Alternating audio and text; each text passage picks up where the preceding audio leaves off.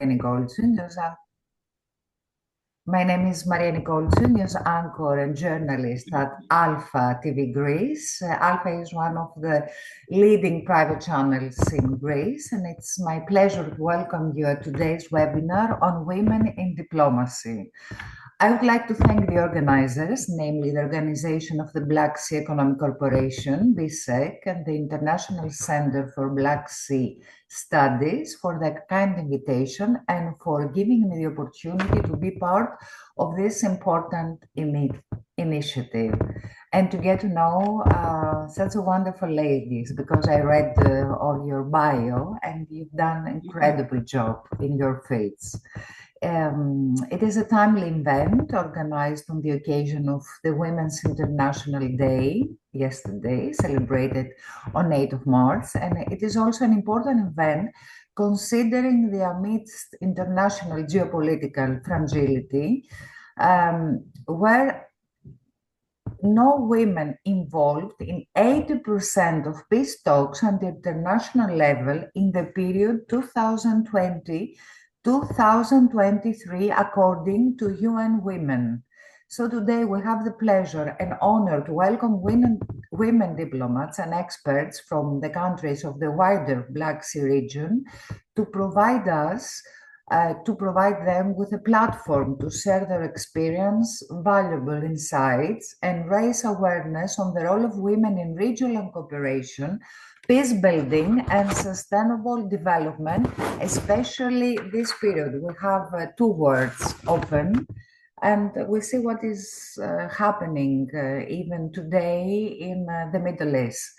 So without further delay, I would like to invite to give the floor, His Excellency, the BSEC Secretary General, Ambassador Lazar Comanescu.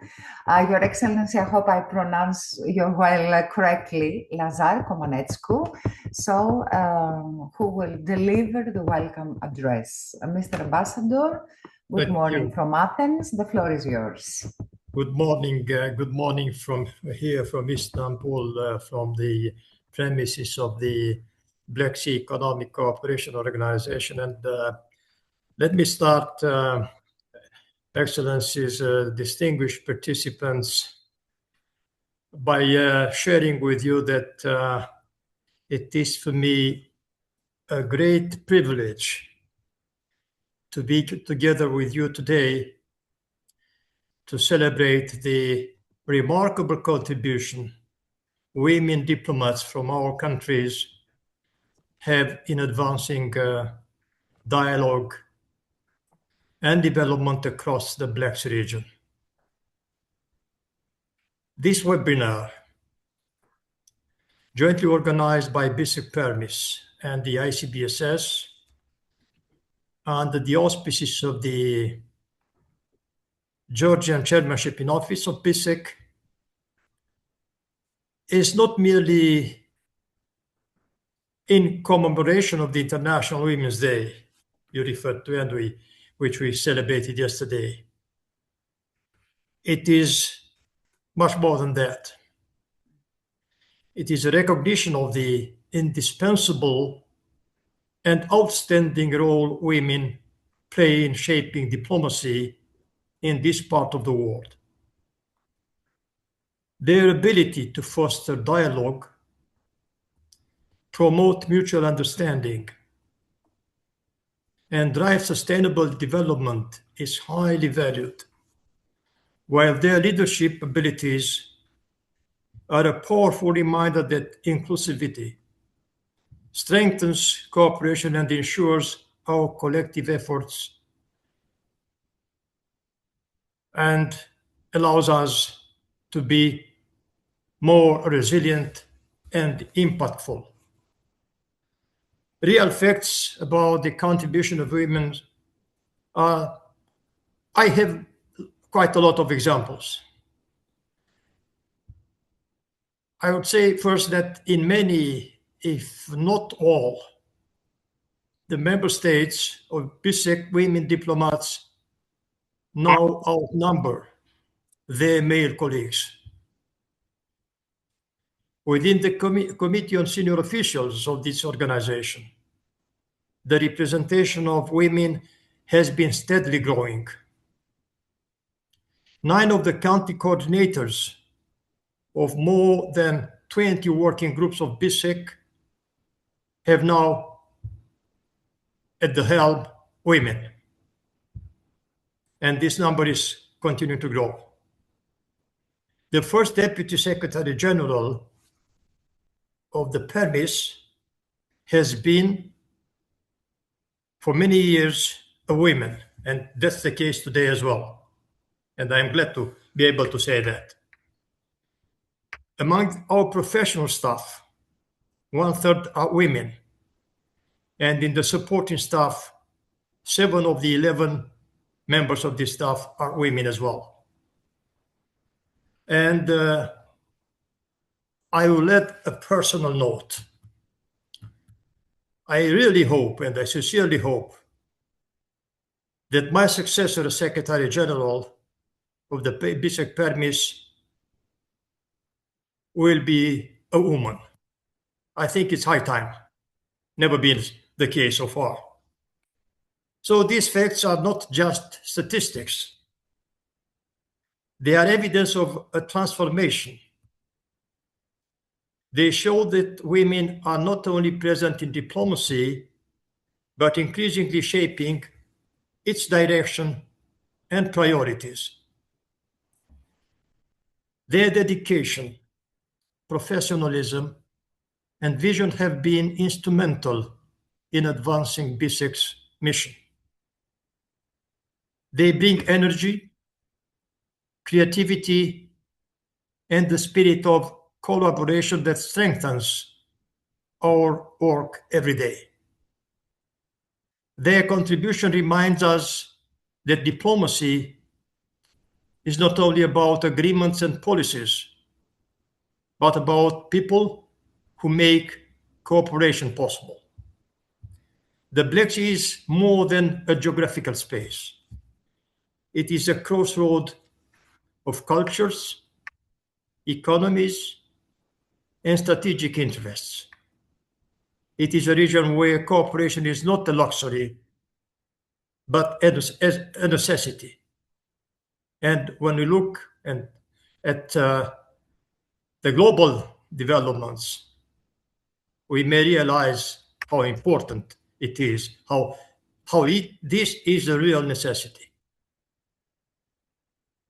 And in this complex environment, women diplomats have consistently demonstrated the ability to build bridges, foster trust, and promote dialogue even in times of tension. And there is a lot of tension. Their leadership is not only valuable, it is indispensable. Women diplomats bring perspectives that enrich our collective efforts. They emphasize inclusivity, sustainability, and empathy, qualities that strengthen resilience and ensure that our cooperation is both equitable and forward-looking. As BSEC, our mission is to promote economic collaboration and sustainable development. Women diplomats are at the forefront in this endeavor. They bring innovative approaches to connectivity, trade, and environmental protection.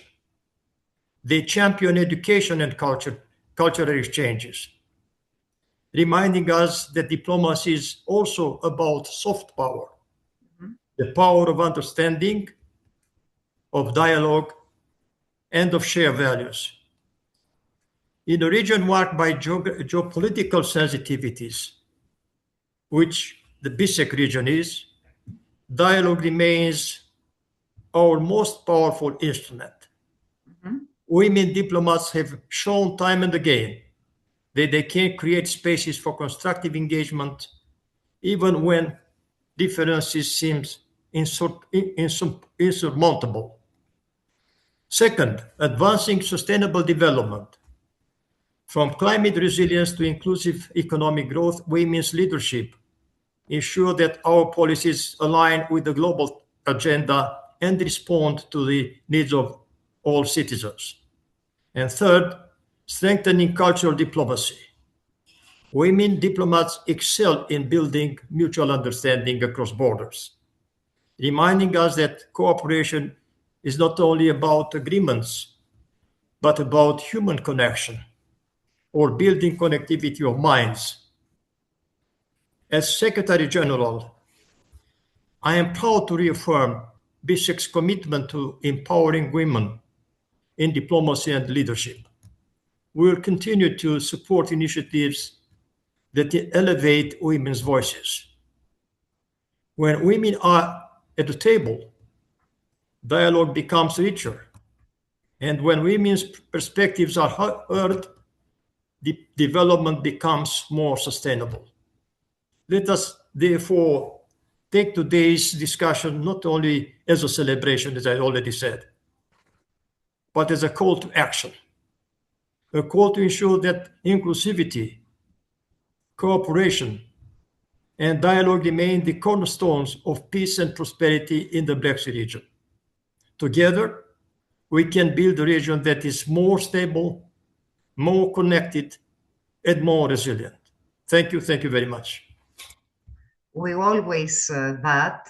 Thank you, Mr. Ambassador, Your Excellency, for your inspiring speech. And I keep two words. Women's connection is a human connection, and it's a connectivity of minds, which is very important. Thank you very much. And I would like now to invite and give the floor to ICBSS Director General, Mr. George Mitrakos, who will deliver some introductory remarks to set the scene about today's discussion. Dear George, Mr. Mitrakos, the floor is yours for the next 5 minutes. Thank you, Maria, and thank you that you joined us today. I'm very glad to see you today with us. So, Your Excellencies, distinguished partners, panelists, ladies and gentlemen, on behalf of the co-organizer, the International Center of Black Sea Studies, I would like to take the opportunity to cordially thank you for your interest in today's webinar. The ICBSS is an independent research and training center focused on the wider Black Sea region, while at the same time is the official think tank of the BSEC organization. Today's timeless event is organized on the occasion of the International Women's Day yesterday, with the aim to highlight the pivotal role of the women in diplomacy and leadership in our region. This webinar aims to be an inspirational one, to have a positive connotation, but unfortunately the reality on the ground is less optimistic.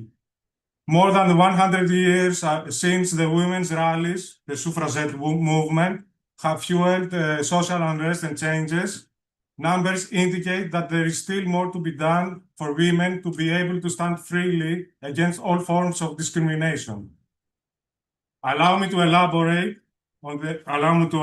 this. On the occasion of the day, the ICBSS has elaborated a report on gender equality in decision-making and employment in the wider Black Sea region, which provides comprehensive information on key indicators regarding gender equality and parity in decision-making and employment across the 13 BSEC member states. The full report is available on the ICBSS website. However, I would like to highlight two representative statistics. Women hold only 27 in 100 elected seats of national parliaments across the 13 BSEC countries. This is only an 80% increase over the last decade. I don't even want to mention the number of women in governments. Only 34 in 100 people are women in managerial, senior, or middle management positions, increasing just 3% over the last decade. And not to mention the disappointing gender pay gap, that it goes up to $25,000 per year. This pay gap, $25,000 pay gap each year in our region. One would think that the root of this limited progress lies with structural changes, but the BSEC countries score high in government's efforts to adopt legal frameworks that support and promote gender equality. In fact, evidence indicates that behaviors indicates that discriminatory behaviors are fueled by persistent social norms and stereotypes, which unfortunately our region is full of stereotypes, challenging any efforts of equality. 85 in 100 persons across the 13 countries of the BSEC region have at least one bias against women in having equal rights with men in politics, education, economy, and physical integrity. So let us think in this specific number. 8 out of 10 people in this region believe that women are lesser persons in society. Allow me to note 2 more observations as food for thought for the audience and for our esteemed speakers. Key regional policy-oriented documents like the 2023 BSEC Economic Agenda or the Common Maritime Agenda for the Black Sea make little to no reference to gender equality in the BSEC region. There are no regional indicators or mechanisms available to monitor the progress of gender equality across the BSEC region. Research for this matter is based only on the United Nations indexes. So, acknowledging the need to address this important issue in depth, I am pleased to announce that the ICBSS is launching a new initiative, the Gender Equality Program. The Gender Equality Program will use available data, information, statistics to study, assess, and monitor the current status and progress of gender equality across the 13 BSEC member states with the aim to raise awareness, contribute to policy advocacy, and stakeholder mobilization. The ICBSS report on gender equality in decision-making and employment in the wider Black Sea region, as well with this webinar, aim to initiate and feed in a continuous public discourse across the BSEC region about gender equality.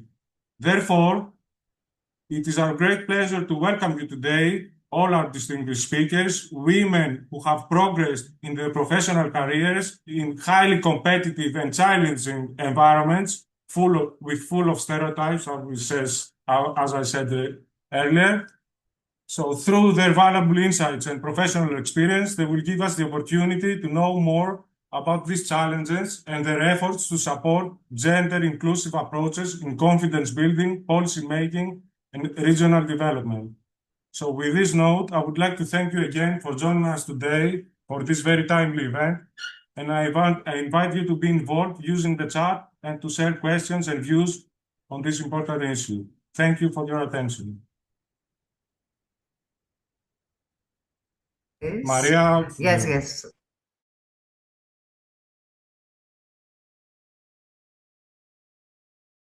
Organized under the auspices of the Georgian BSEC Chairmanship-in-Office for the first semester of 2026. I would like to invite to the floor Ms. Anna Gabitasvili. Correct me with the pronunciations. Even my surname is difficult. It's Nikoltsiou. So if I pronounce something wrong, correct me. Ms. Anna Gabitasvili, Counselor of Regional International Organization at the Ministry of Foreign Affairs of Georgia, who will present a brief statement on behalf of the chairmanship. Please, Mrs. Anna, the floor is yours. Thank you, Maria. Your Excellencies, Secretary General, Ambassador Komanescu, Director General, Mr. Mitrakos, ladies and gentlemen, it is a distinct honor and a great pleasure to welcome you all to today's webinar dedicated to the pivotal role of women in diplomacy across the Black Sea region. First and foremost, on behalf of the Georgian BSEC Chairmanship-in-Office, I would like to express our sincere gratitude to the BSEC PERMIS and ICBSS for organizing this timely event. We are gathered here today to celebrate International Women's Day, but also to engage in a candid reflection in the path that lies ahead. As Georgia holds the chairmanship of BSEC, we believe it is essential to provide a platform for senior women diplomats and practitioners to share their experiences and policy perspectives. Evidence and practice have shown that women bring diverse perspectives to the table. They enhance consensus-building processes and contribute to more sustainable and inclusive outcomes in the peace building and conflict prevention. By integrating gender perspectives into our regional vision, we shape a more resilient and forward-looking Black Sea region.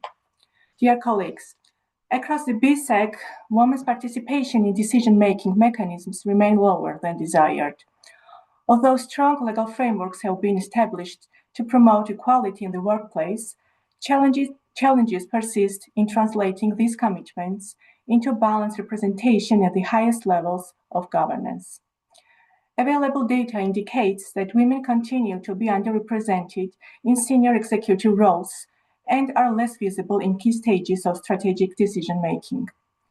This suggests that further efforts are needed to foster a more inclusive and representative environment where women's perspectives are consistently reflected at every level of leadership.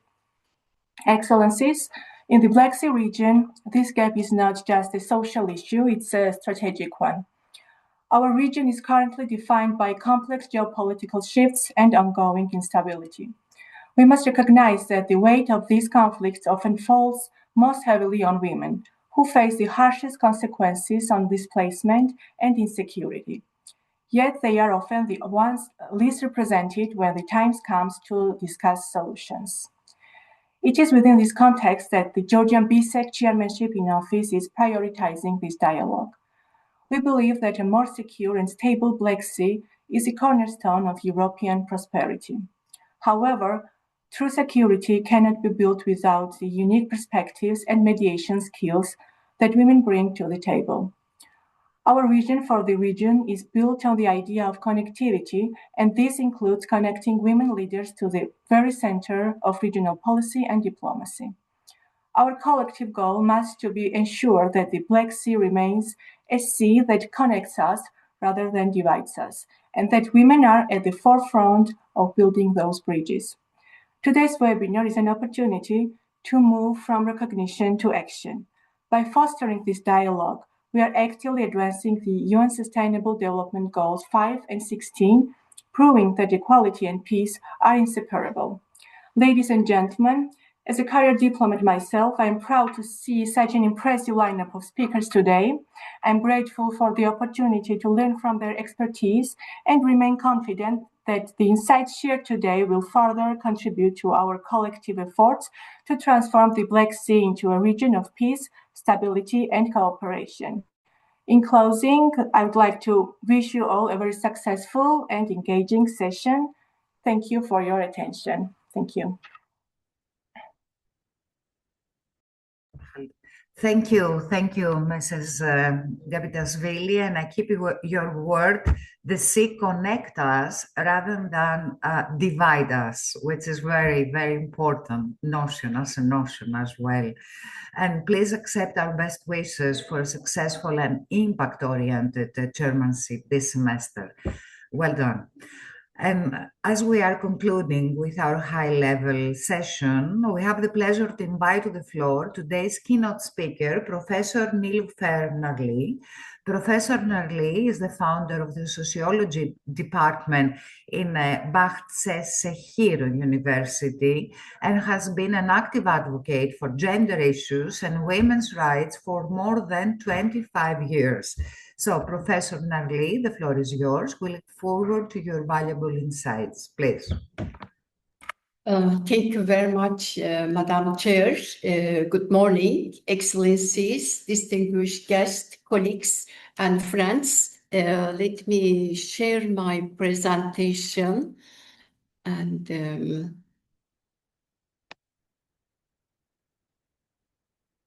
so I hope everybody can see the presentation. Yes? All right. Yes, it's fine. Thank you very much. Thank you very much. And, it is both honor and privilege to join you for this very important webinar, Women Diplomats at the Forefront, Promoting Dialogue and Development. I will speak on women's leadership in diplomacy and multilateral cooperation. And in fact, I like to emphasize that we are at a really transformative moment We gather at a time of profound global uncertainty, from armed conflicts and climate change to economic instability and humanitarian crisis. So in this context, the multilateral system is being tested in unprecedented ways. But despite all these challenges, one transformative force continues to fortify diplomacy worldwide. This is women's leadership.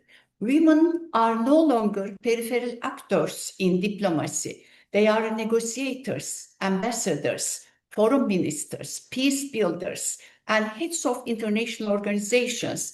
And the former distinguished speakers mentioned this, and we have the examples today. And women's leadership today isn't symbolic. It is substantive, strategic, and solution-driven. I try to move okay.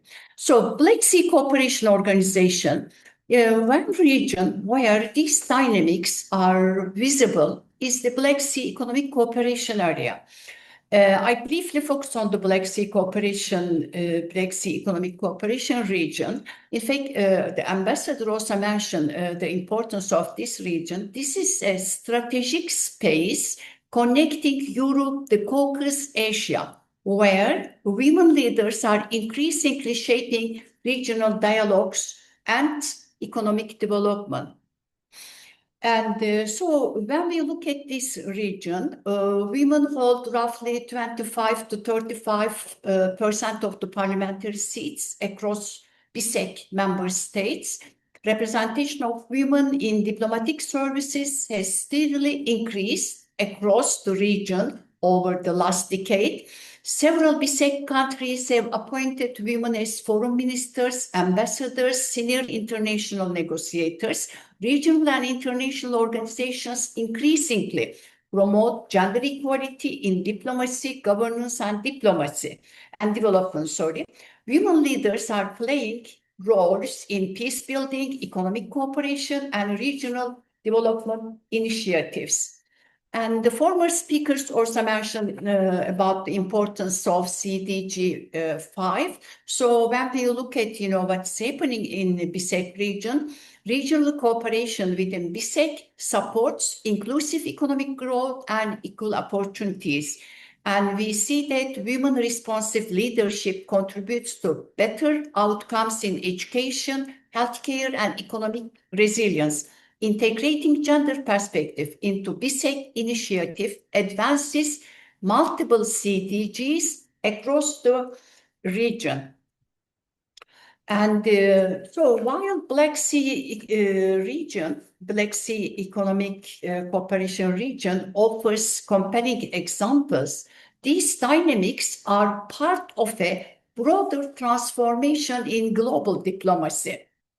Across multilateral institutions, such as United Nations, the European Union, and the African Union, women have shaped critical global agendas, from sustainable development to human rights and peace processes. One of the most significant milestones in multilateral diplomacy and in promoting gender equality was the adoption of UN Security Council Resolution 1325. It was adopted in 2000, and this landmark resolution recognized for the first time the indispensable role of women in peace and security. It affirmed that sustainable peace is not possible without women's full, equal, and meaningful participation.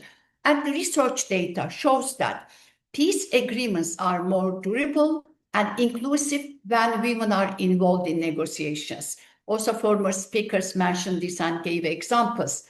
Women leaders are often bring collaborative approaches. They bridge divides, they give priority to long-term social stability. This means education, health, community resilience are as important as political settlement.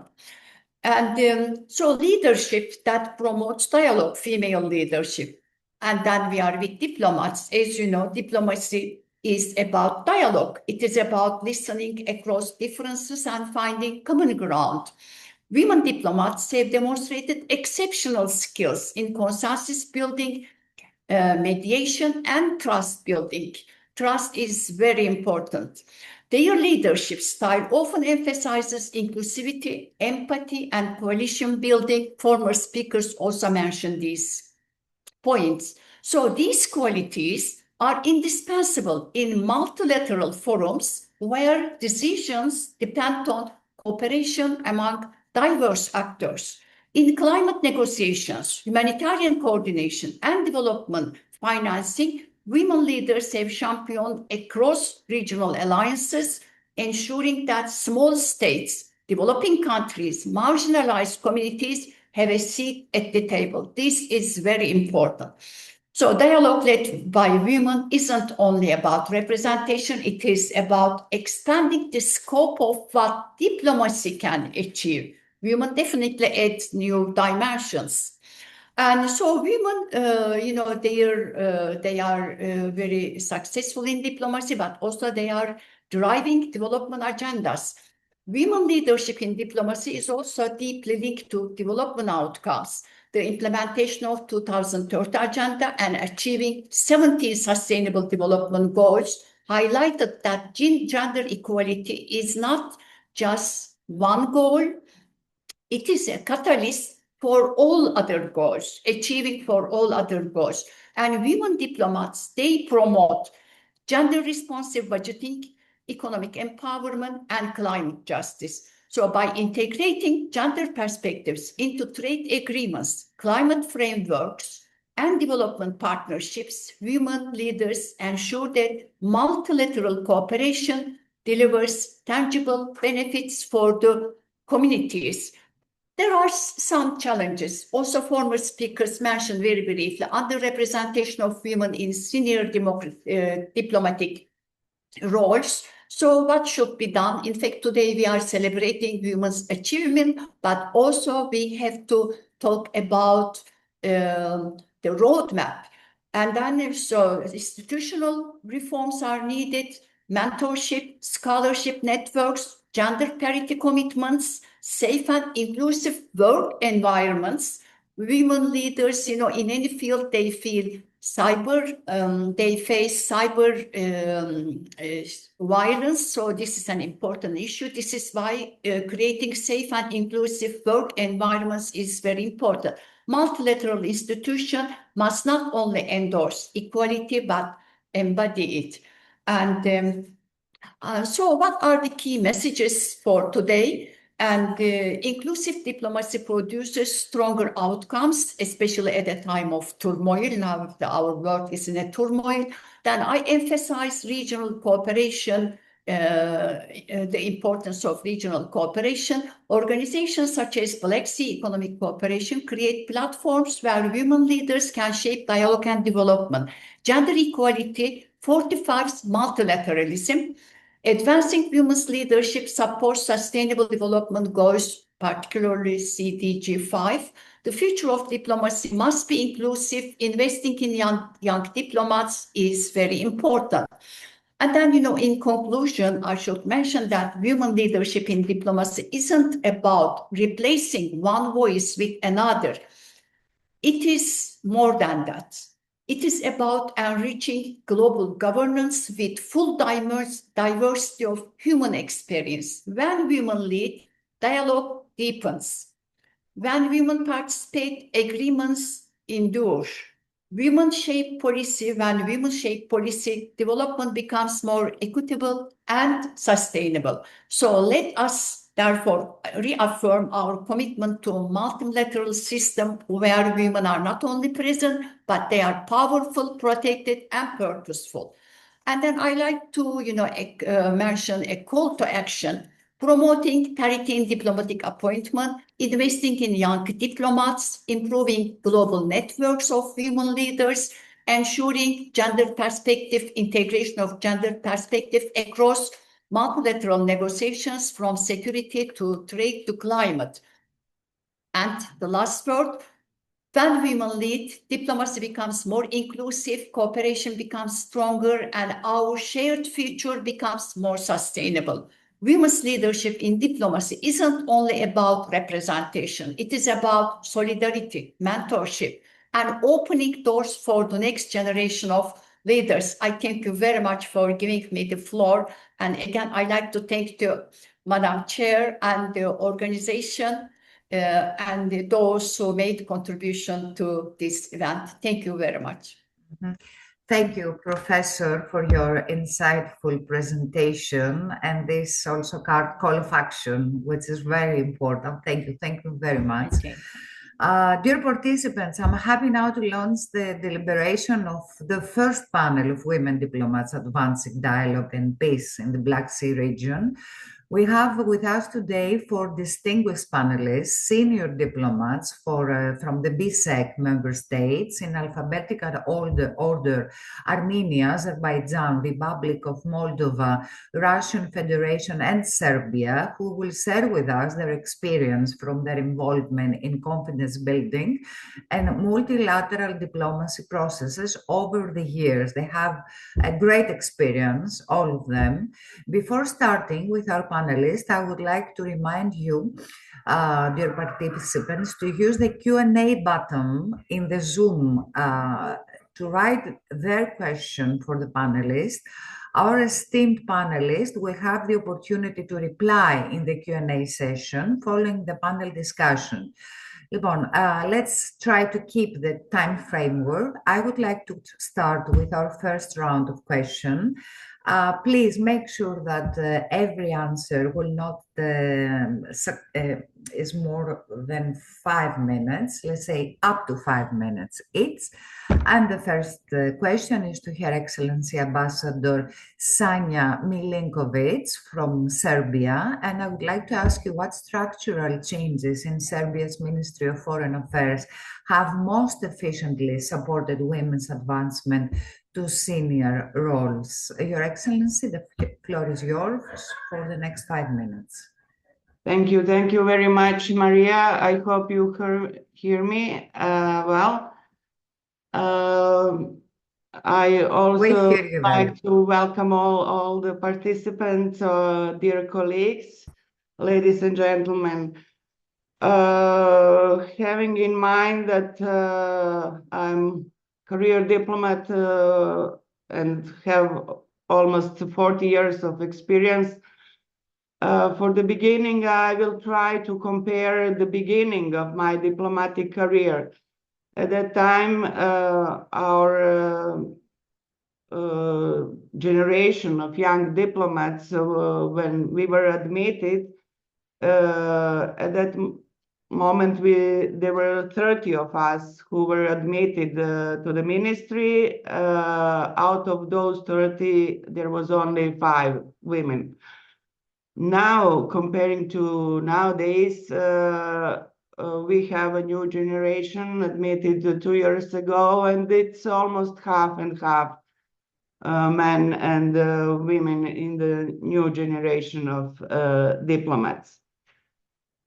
I will also like to give you some, let's say, statistical data, having in mind that previous speakers mentioned also parliamentarian situation.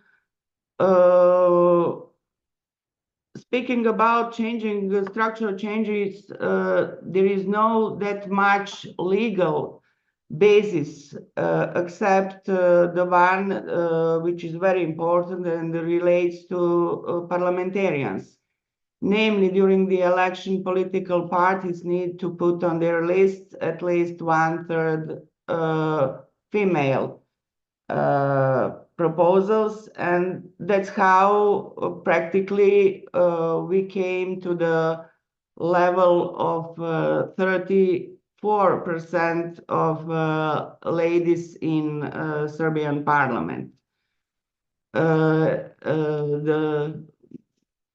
The main position in the parliament, the president of the parliament, there is also a lady, which is very important. When it comes, so this regulation, which is I think old about 20 years, of course, promoted the involvement of women in the politics. So as a result, it also raises the number of women in our government, which is almost 40%. Namely, we have now 9 ministers. One of them, the Minister for Economy, is also Deputy Prime Minister. What I would like to stress on this occasion is that these 9 ministers, lady ministers, are exactly in the areas which are very important for BSEC coordination, and some of them are ministry, having in mind that those line ministries are also involved in the work of BSEC mostly through working groups, but also helping foreign ministry in our work in the BSEC. They are important for the mutual cooperation among member states. So I will just name a few of them.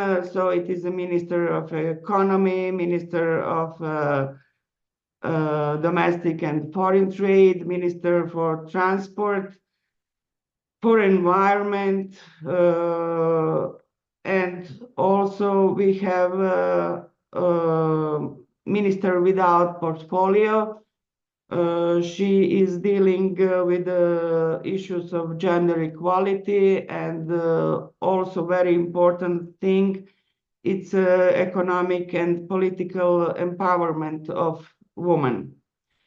Generally, our governments in the past 10 years are pretty much concentrated on economic empowerment of women, and the funding for this goal is raising in our budget. At the moment, 3 of mentioned ministers are now in New York at a very important event on the high level, which is, as you, Maria, mentioned, the Commission of the Status of Women. And they are going to present all the important issues and efforts what Serbia is doing in this area. When I entered the ministry, there was only about 25, 30 women diplomats. The rest and most women in the ministry were administrative staff. Now it's also almost equal numbers of female diplomats and male diplomats. Your Excellency, try to conclude. We have up to 5 minutes. Thank you. Okay, in concluding, things are going in an excellent direction. I'm grateful that this issue was put on the agenda of BSEC. I would like to thank ICBSS for organizing this meeting, Secretariat, and also Georgian Chairmanship. And if I may stress that there is a brilliant Georgian important member of the Secretariat. It is a legal advisor, which was very helpful for all of us, particularly us who were dealing with the chairmanship. Just one thing to stress: during the period 2022 till 24, which is a very sensible period, mostly the ladies were at the position of senior officials of the chairmanships. So I hope that, including Serbia, so I hope that we very much help to promote and promote the dialogue in our organization. Thank you. Thank you, Your Excellency, and I keep your, let's say, positive note as far as the results are concerned. And let me carry on now to Mrs. Irina Nosova from Russian Federation. And the question is, how does a gender-inclusive approach enhance resilience and sustainability in regional economic projects? Please, Mrs. Nosova, the floor is yours. Thank you. Thank you very much. Good morning to everybody. It is a real privilege and valuable opportunity to exchange views today. And let me address today's topic from the economic perspective.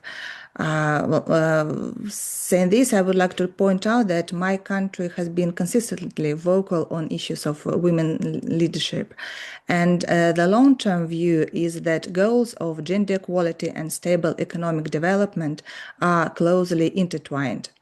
Well, we have seen many positive developments in Russia in this regard, with 77% of women of working age being economically active, leading ranks in global gender gap index in terms of equal access to health and healthcare and education, increased share of female CEOs. Still, many challenges remain and new ones emerge.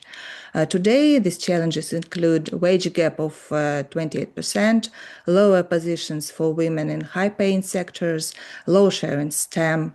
With this in mind, recently the focus has been placed on the pivotal challenge for women of striking the balance between career and family ambitions.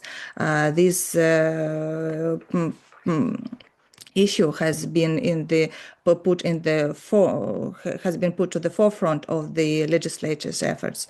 And the National Strategy of Action for Women, adopted in 2023 in Russia, aims high to empower women through both broadening equal economic opportunities and widening social safety nets. Well, as a working mother myself, I follow its implementation very closely and hope practical measures will bring tangible results. Because efforts to boost equality do strengthen a resilient economy. Empowerment of women significantly expands skilled workforce. Women tend to lead, it is known as a known fact, in social entrepreneurship. It's about 90%, up to 90% in Russia, the case. Education and healthcare, creative industries, thus they play a huge role in improving human capital quality. In the context of digital era, the stakes are even higher, as digital divide and gender biases are perpetuated in data and algorithms, and this problem must be addressed. Well, we're trying to speak about these challenges domestically as well as on regional and global platforms. A lot has been done, for example, in the G20, the group of 20 leading economies, where, by the way, Russia has been historically represented by women, two Sherpas, Ksenia Yudaeva and Svetlana Lukash. Recently, G20 sent strong messages on gender equality and set important numeric goals for tackling pay, education, and other gaps. These actions are to be translated into practical measures at national levels. Women leadership was also the focus of the 4th Eurasian Women Forum, which attracted participants of 126 countries. 5th forum will be held next year. Particular attention to women empowerment is paid in the APEC Forum, which is short for Asia-Pacific Economic Cooperation. At this platform, we hold an annual competition for women entrepreneurs. It is called APEC Best Award. Over the years, this event has become a solid platform for knowledge exchange, promoting business cases, networking. In fact, we believe such an initiative is worth considering in the Black Sea region. Organizing a competition of this kind by BSEC would serve as a powerful source for new business ideas and meaningful connections. Therefore, it would contribute to regional cooperation and resilience. I hope we will have an opportunity to discuss this idea on within BSEC today, whenever the case will be. Thank you very much. Thank you, Mrs. Nosova from Russian Federation. And let me carry on now with Mrs. Svetlana Andres, UN Women, Moldova. And the question is, based on your experience from UN Women, how does the UN Sustainable Development Goal 16 intersect with women's diplomatic work amid Black Sea geopolitical volatility? The floor is yours for the next 5 minutes. Thank you, dear Maria, for the question, and distinguished guests and participants, Your Excellencies. Indeed, SDG 16 focuses on peace, justice, and strong institutions, and is closely connected to the role of women diplomats as well.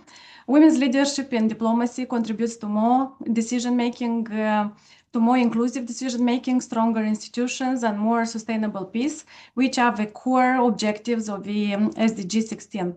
Globally, however, as just mentioned by Professor Niloufer Narli, women remain underrepresented in diplomacy. Today, women make roughly 1/3 of women ambassadors worldwide, and in many peace processes, their representation is low.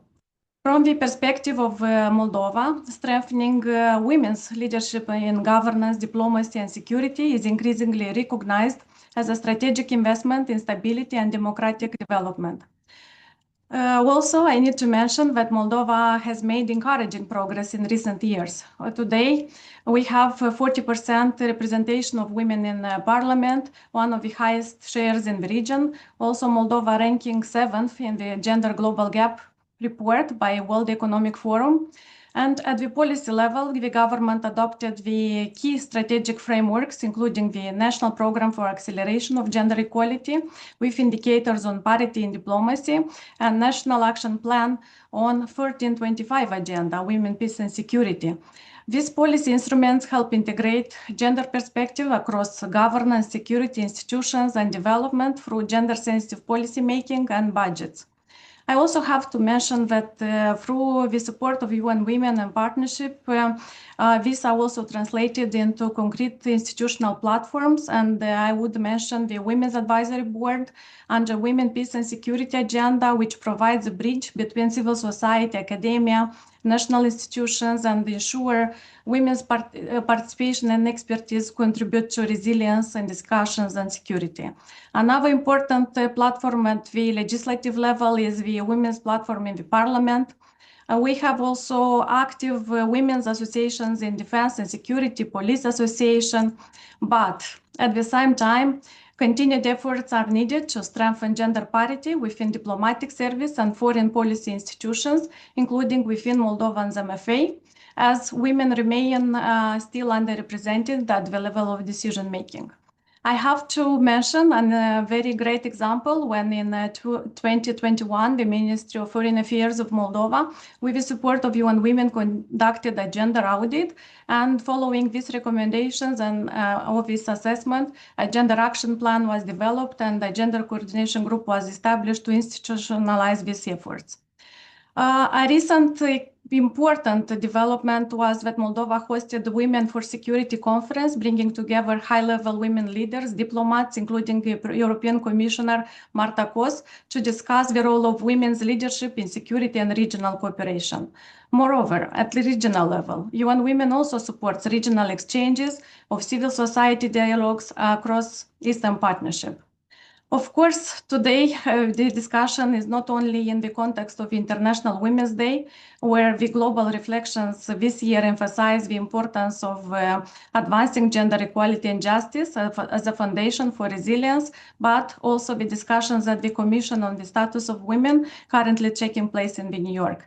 Once again, thank you very much for this important discussion organized by the BSEC and for this opportunity to speak about a strategic asset for stability, cooperation, and sustainable peace, women's wider participation and leadership, including through achieving the SDG 16. Thank you very much, dear Maria and colleagues. Thank you, Ms. Adris. Let me carry on with Ms. Karim Sudzayan from Armenia. And the question is, what challenges exist in translating international gender equality commitments into local diplomatic practice? How difficult is this? Karim, the floor is yours, please.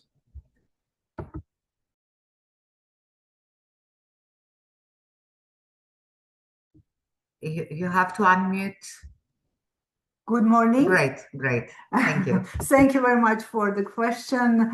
Dear colleagues, excellencies, ladies and gentlemen, first of all, I would like to express my gratitude for organizing this very important webinar on women in diplomacy, which I am confident will foster dialogue and enhance cooperation in the Black Sea region. And taking the opportunity, I would like also to extend my congratulations on the International Women's Day.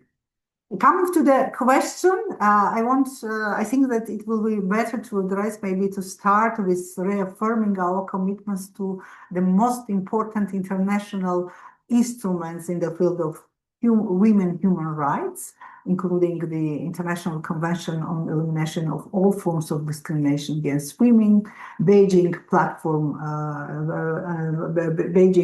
Declaration Platform of Action, SDGs, UN Security Council Resolution 3025, etc. So why I am saying this? Because the effective implementation of all these documents is one of the priorities within Armenia's human rights agenda.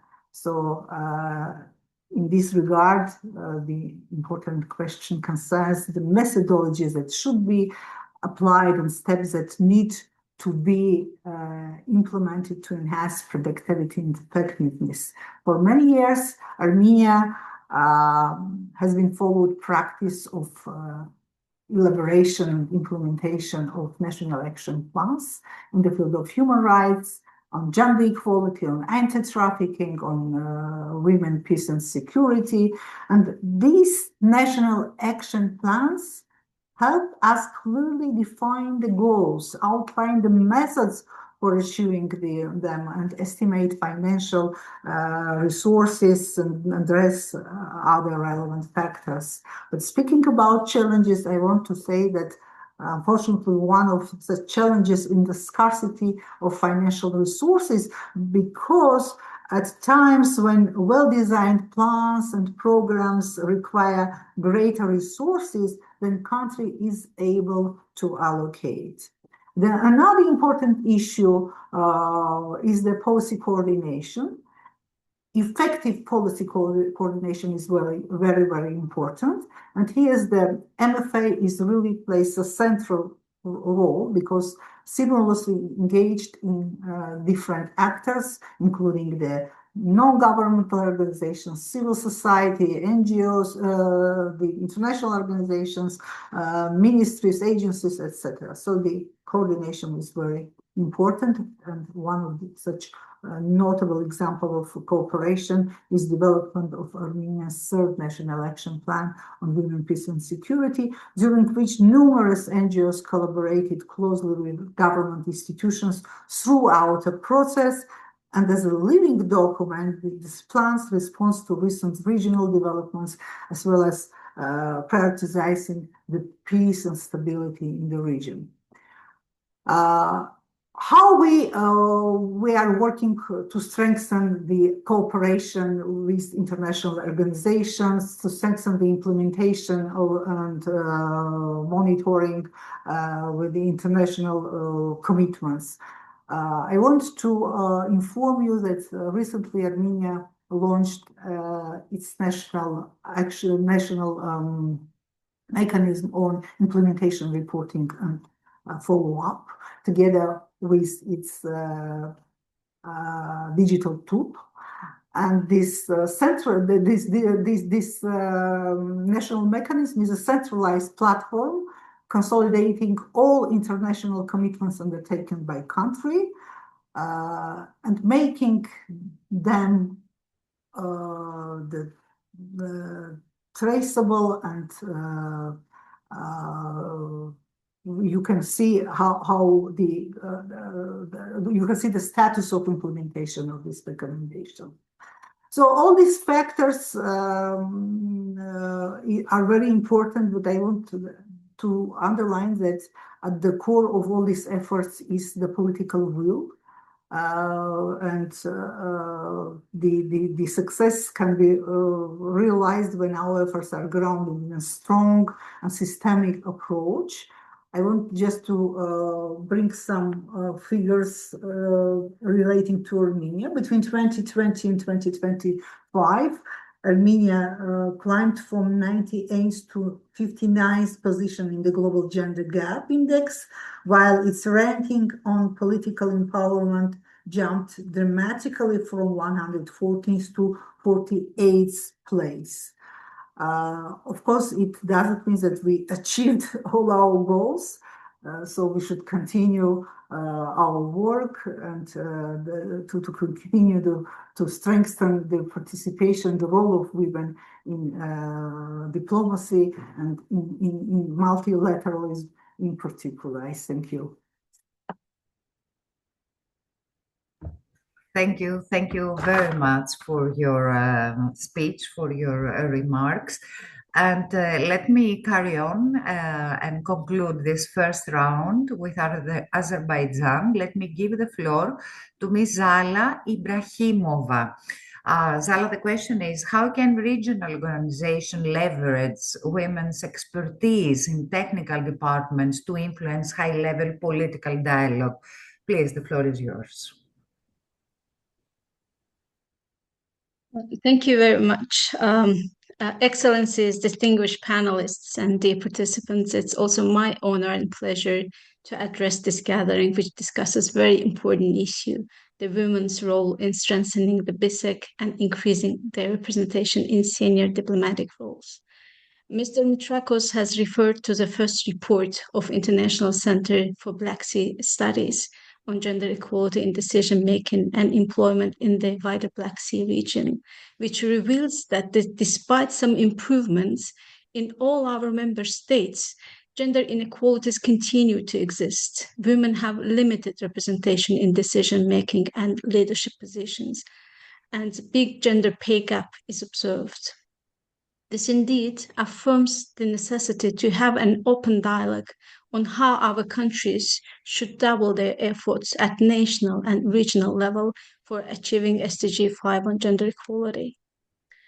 I will try to answer to these specific questions on leveraging women's expertise in technical departments first, and then if time allows, I can also briefly share a national perspective from Azerbaijan. At the outset, Ambassador Comanescu provided some good statistics about the current state of play with women representation in BSEC.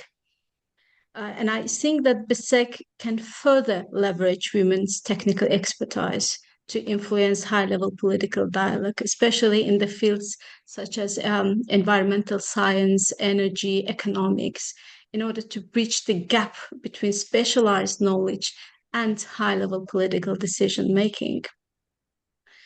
First, we can ensure the evidence-based policy integration. We can have women experts and technical staff to collect and analyze sex disaggregated data and perform gender-responsive budgeting and policy analysis in order to ensure a data-driven influence on regional policy documents so that these documents can address specific regional realities in our countries.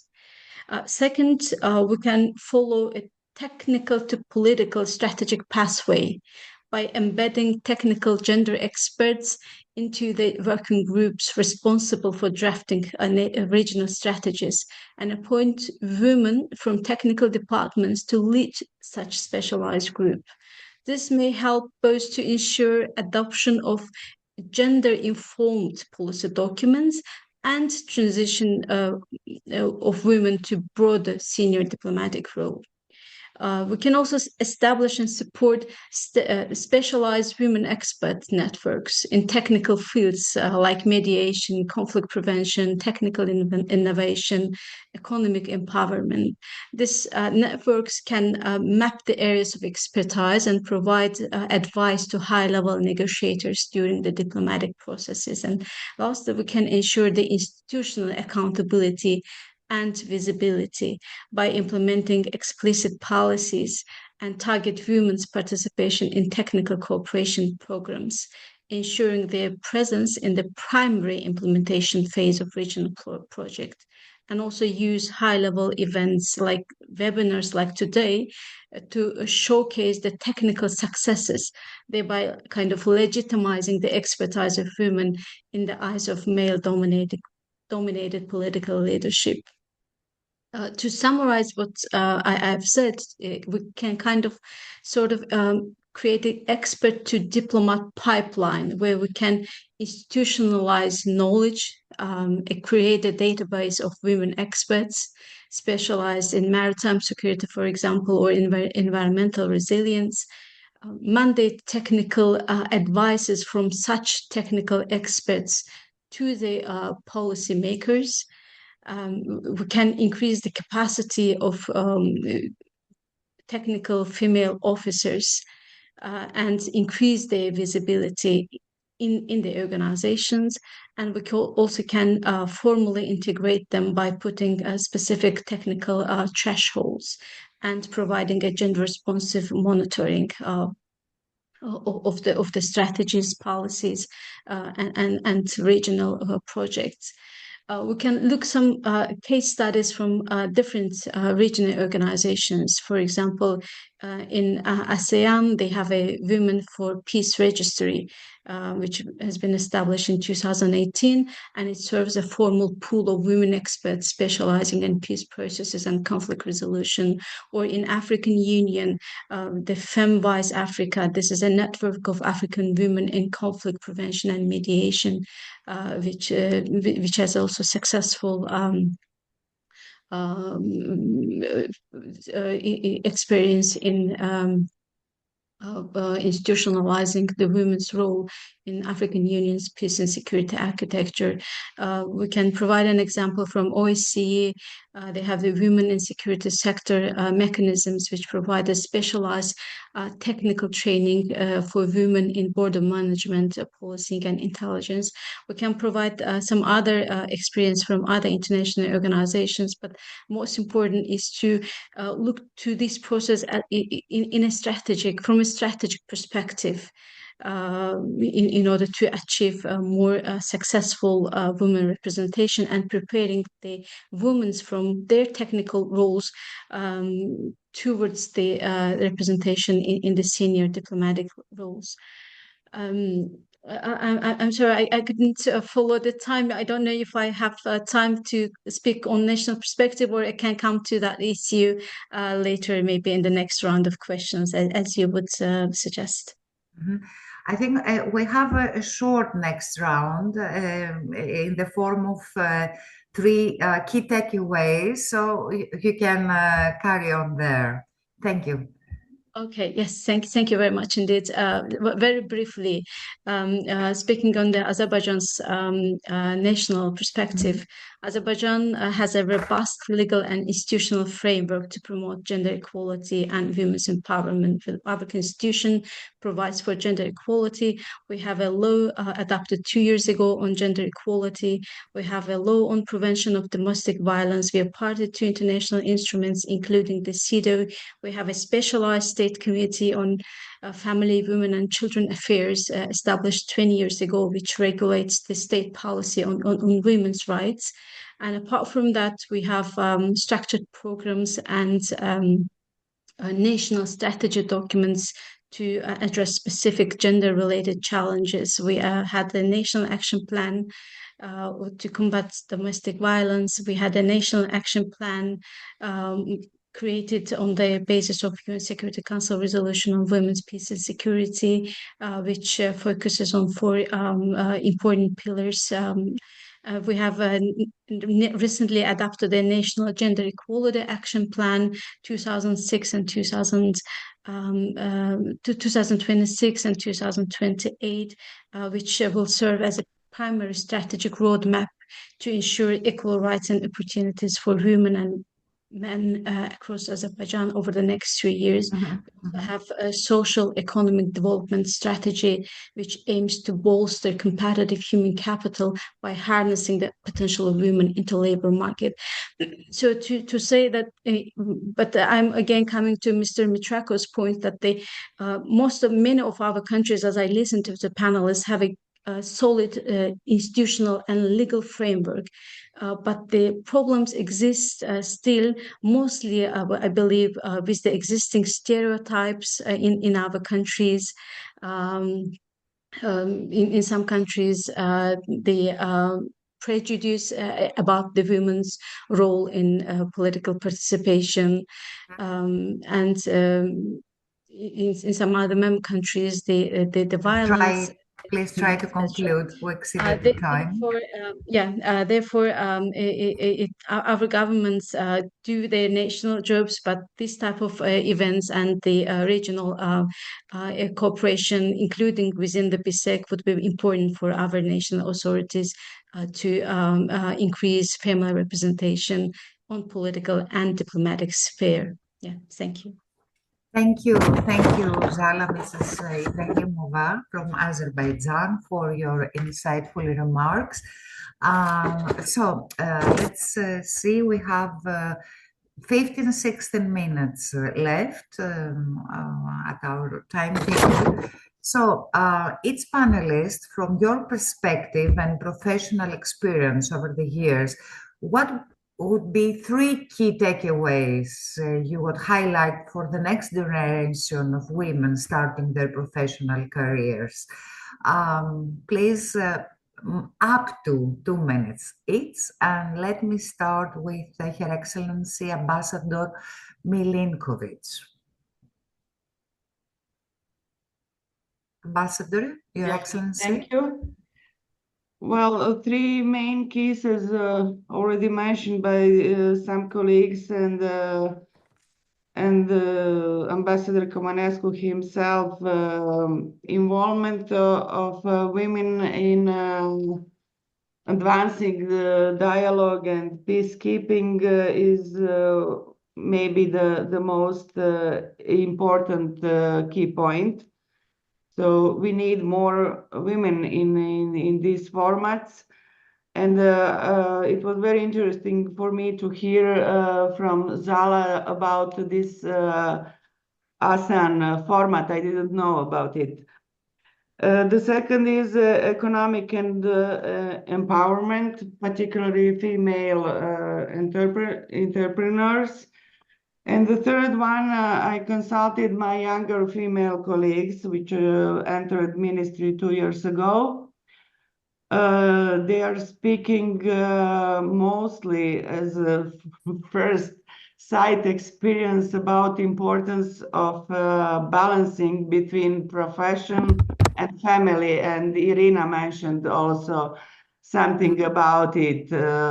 They believe they need to find a partner who is ready to follow them professionally, to take care about kids also, and to know to cook. Well, those are 3 messages from our side. Thank you. Thank you very much, Your Excellency. And let me carry on with Irina Nosova from Russian Federation. Your 3 key takeaways. Thank you very much. Well, stemming from today's very fruitful and actually very insightful discussion, I would say that the message might be first, be ambitious and professional, use a wide number of instruments for networking, connecting with other women. Many of them were listed by our distinguished panelists. There are many ideas, and it's very important to follow them and give your own insights. And actually, I would also say that one should really be inspired by previous generations of women that had already prepared a solid foundation for the newcomers. For example, an important encouragement for Russian women diplomats is that this year, for probably the first time, we have in the foreign ministry 4 women as directors of department and more deputy directors, deputy chiefs of mission, deputy permanent representatives, principal negotiators than ever. I'm sure progress of this kind can be registered in many other countries and across many industries. So new milestones will surely follow. Thank you. Thank you. Thank you very much. Svetlana, Mrs. Andres, your thoughts, your remarks, your... I would also back up my previous speakers and to mention that financial economic independence is key for women to take hold and to lead into their professional and personal lives, for full participation into economic and social lives. I would also mention that very important are the mentorship programs, role models, and networking events to which women, young professionals, young women diplomats should be exposed so that they exchange with their peers, with their colleagues. And third, we at UN Women, we believe a lot in temporary special measures, otherwise said the quotas, as they do bring the results, and they brought results in Nordic countries, and once parity is achieved, of course, they can be removed. Thank you. Thank you. Thank you very much. Karin, Mrs. Sujayan. I have to learn better to pronounce your name. Till the end of the webinar, I'll be better, I hope. So, your thoughts. Sujayan. Yes, absolutely. Right. Thank you. Thank you very much. I want to say that despite the challenges women diplomats have faced, they should never give up. They must continue to break barriers and play key roles in development of international human rights standards and strengthen the women's rights.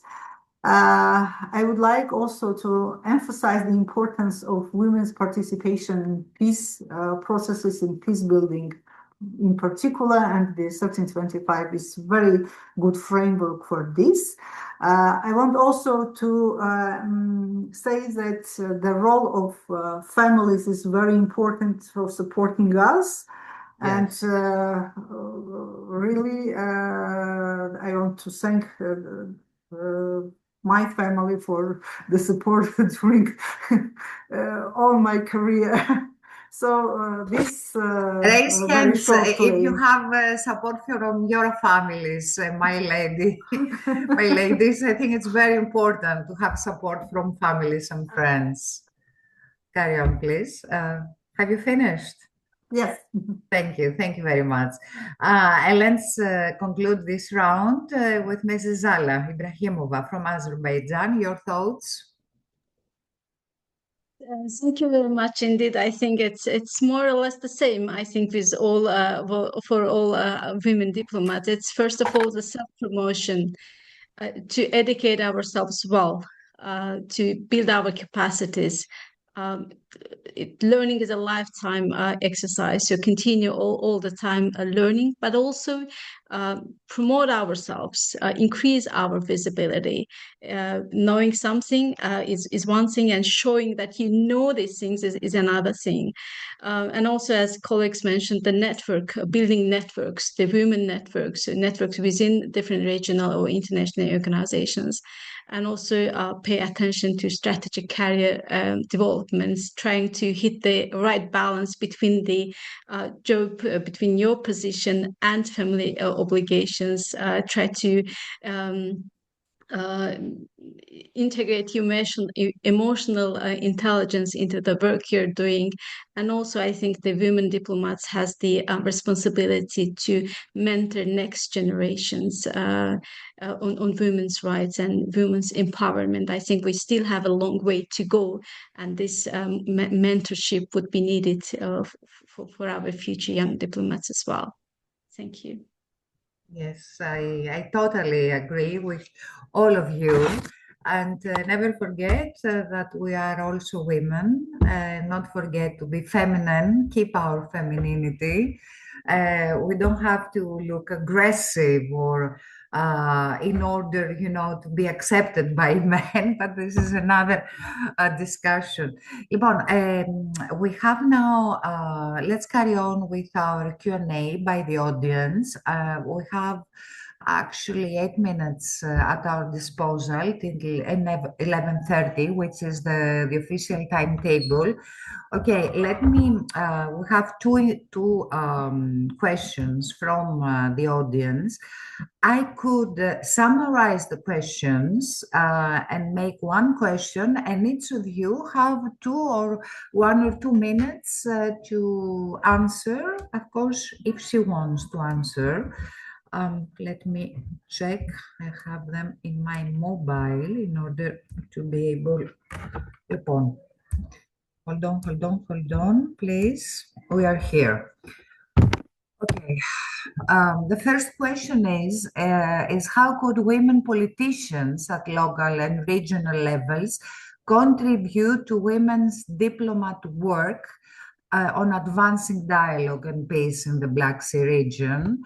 And to add one more question, a very important question, how do you see the role of women diplomats in countering hybrid threats and disinformation in Black Sea region?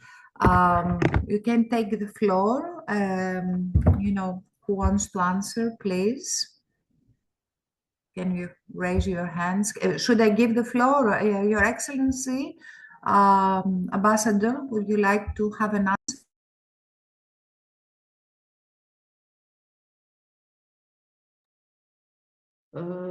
Thank you. Well, with regard to the first question, I almost replied in my presentation. Yes, of course. How much replied, yes. Female ministers are involved, numerous female ambassadors. It's in the missions. When it comes to second point, yes, I believe it is with all these social networks today, it is a very important issue, but I'm not sure that it is an issue that primarily supposed to deal diplomats. Of course, many diplomatic missions in the world now and from many countries have their own social networks like X platform or I don't know. Sorry, I'm too old. I'm not that much familiar with social networks. And I'm rather following the classical media, and that would be my advice, not to rely that much on social networks because there are many disinformations there. It's better to go to classical media. Thank you. And to read numerous newspapers or not just one or two, but from different countries. So in order to get its own opinion, what is really true. Yes, I think having a wider information and many different sources of information, it's always an answer against misinformation. Thank you, Ambassador Milinkovic. Who else, please? May I? Yes. Mrs. Nosova from Yes, Russia. yes, thank you. Well, I would actually try to answer both questions, not from the gender perspective, but from the general perspective, because, well, this is the point we promote in many international formats, that most questions are to be dealt as a whole. For example, for the first questions on women politicians, I would say that diplomats in their work often lack feedback from local, regional levels, that information that they could promote internationally. And very often these information about local and regional initiatives is very important and would acquire positive feedback from foreign partners.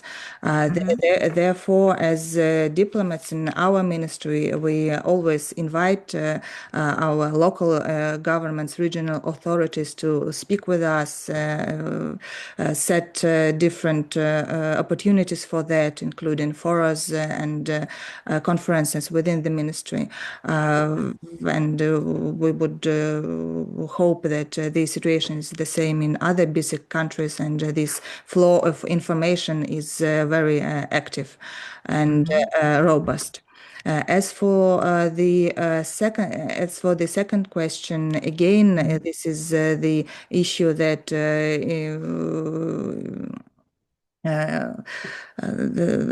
that is dealt by different ministries and agencies. As a foreign ministry, we are always active in seeing disinformation and giving our opinion on that. Actually, many of diplomats that are that cover information politics are women, and this track or in the foreign ministry's activities is one of major ones. We can always find fresh information on the website, on social networks, and well, we hope it helps to the general audience. Thank you. Thank you very much. And let me add one more question by Fanny, and try to conclude, since we have only 1 minute at our disposal. What is one challenge in the Black Sea region that deserves more diplomatic attention, but it's overlooked? And also she asks for the skills for the future diplomats. I think, Fanny, this has been already answered with the 3 key takeaways.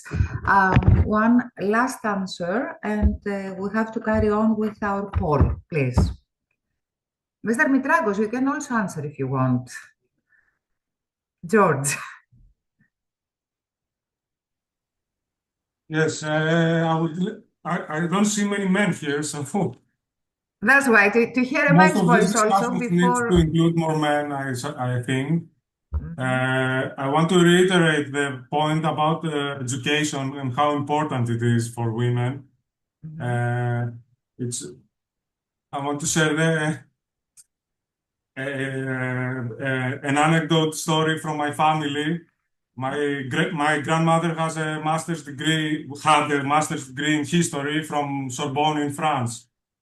So in one of the few in Greece at that time.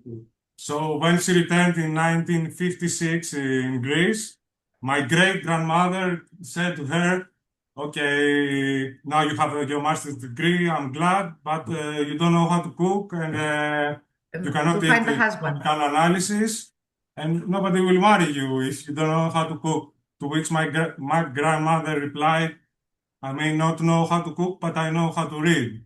And she opened the recipe book and started cooking just from following the instructions. So I want to reiterate how education is so important for this. Thank you very much, Mr. Mitrakos. Now let me give the floor to the organizers in order to have our poll. Mrs. Hadzi, who's gonna deal with this, with the poll? Great. Λοιπόν, do you want to take the floor also to describe the poll?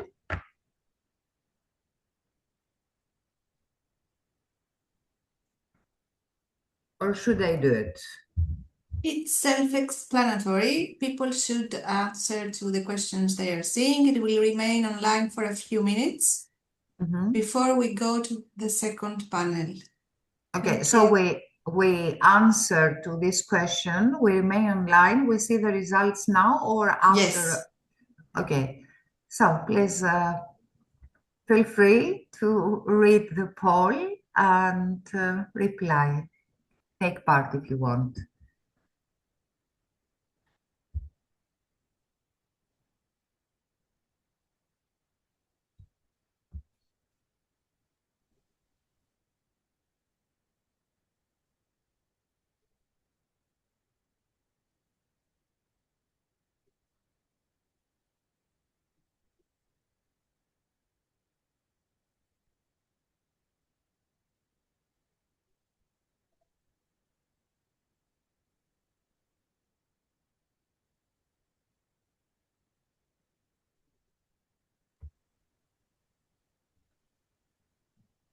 As I see hosts and panelists cannot vote, I was ready to, to vote. You can, if you ask, get the QR code, it will open you there. No, it's okay.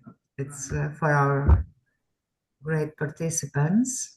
Please take the lead and reply to this poll. Your thoughts are very important in order to be made better and better.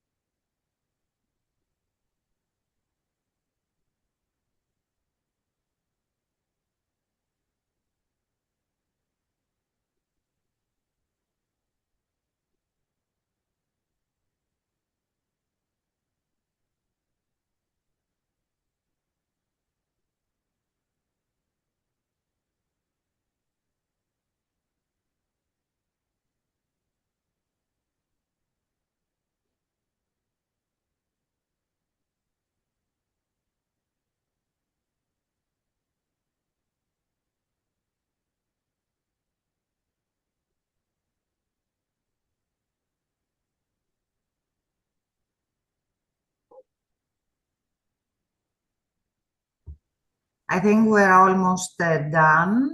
We can see now the results of the poll. Let me move the cursor.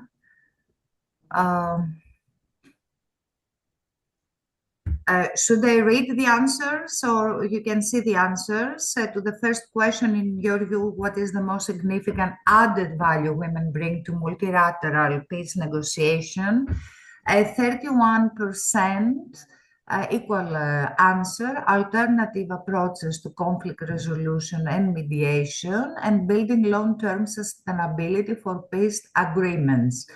And also, which factor do you believe constitutes the greatest barrier to women's participation in confidence-building efforts today? I think, it's a very important common answer: systematic institutional biases and glass ceilings. This glass ceiling is always there. On a scale of 1 to 5, how effectively do you believe current regional frameworks in the Black Sea utilize women's leadership for conflict prevention? The B answer, and also the third answer, 42%. And also, which area should be the top priority for regional diplomacy to ensure more inclusive peace building, integrating gender perspectives into all regional security policies. Thank you very much, dear participants, for your answer. And this outcome is very important for enhancing further the dialogue. So concluding the first panel, deliberations, now I give the floor, the moderator of the next panel, the second panel, Miss Anna Kristinovska. You can, Anna, take the lead, please. You have till how much time? 40 minutes at your disposal in order to organize your panel. Please, you take the lead. The floor is yours and your panelists. Thank you so much, Ms. Nicole Thiel. I hope that you can all hear me well. Yes.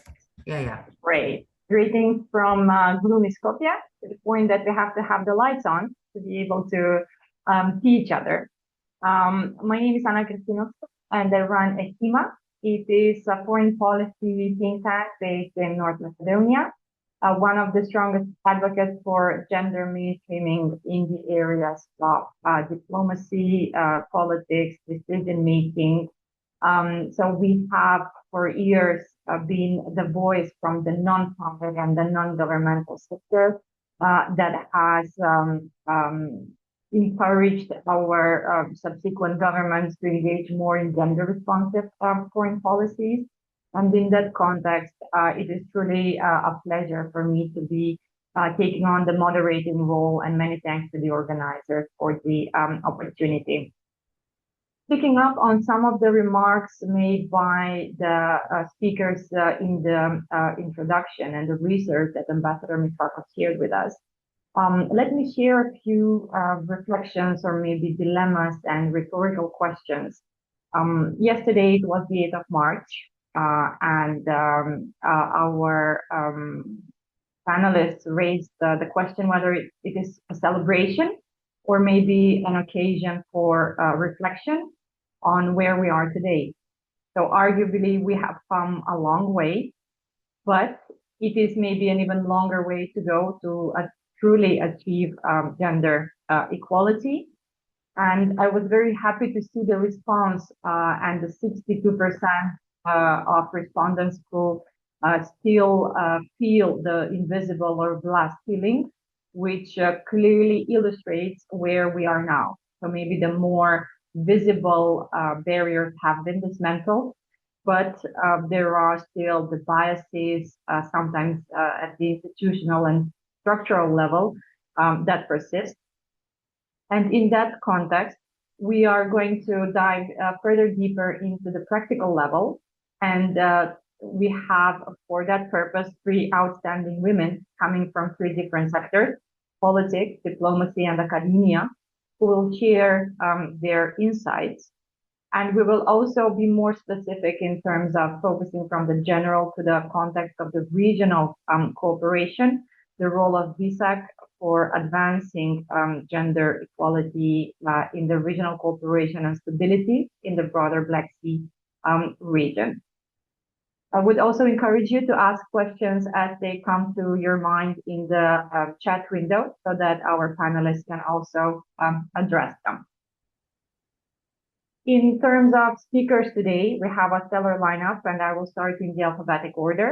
We have Ms. Roberta Alma Anastase, who is a politician and former president of the Chamber of Deputies of Romania. We have Professor Ela Libanova, who is an IPL expert at the Ptuka Institute for Demography and Social Studies in the National Academy of Sciences of Ukraine. And we have Ms. Tanya Mikhailova, who is the director of the Bulgarian Diplomatic Institute in the Ministry of Foreign Affairs of the Republic of Bulgaria. I would like to start with the speaker that I introduced last, so Ms. Mikhailova.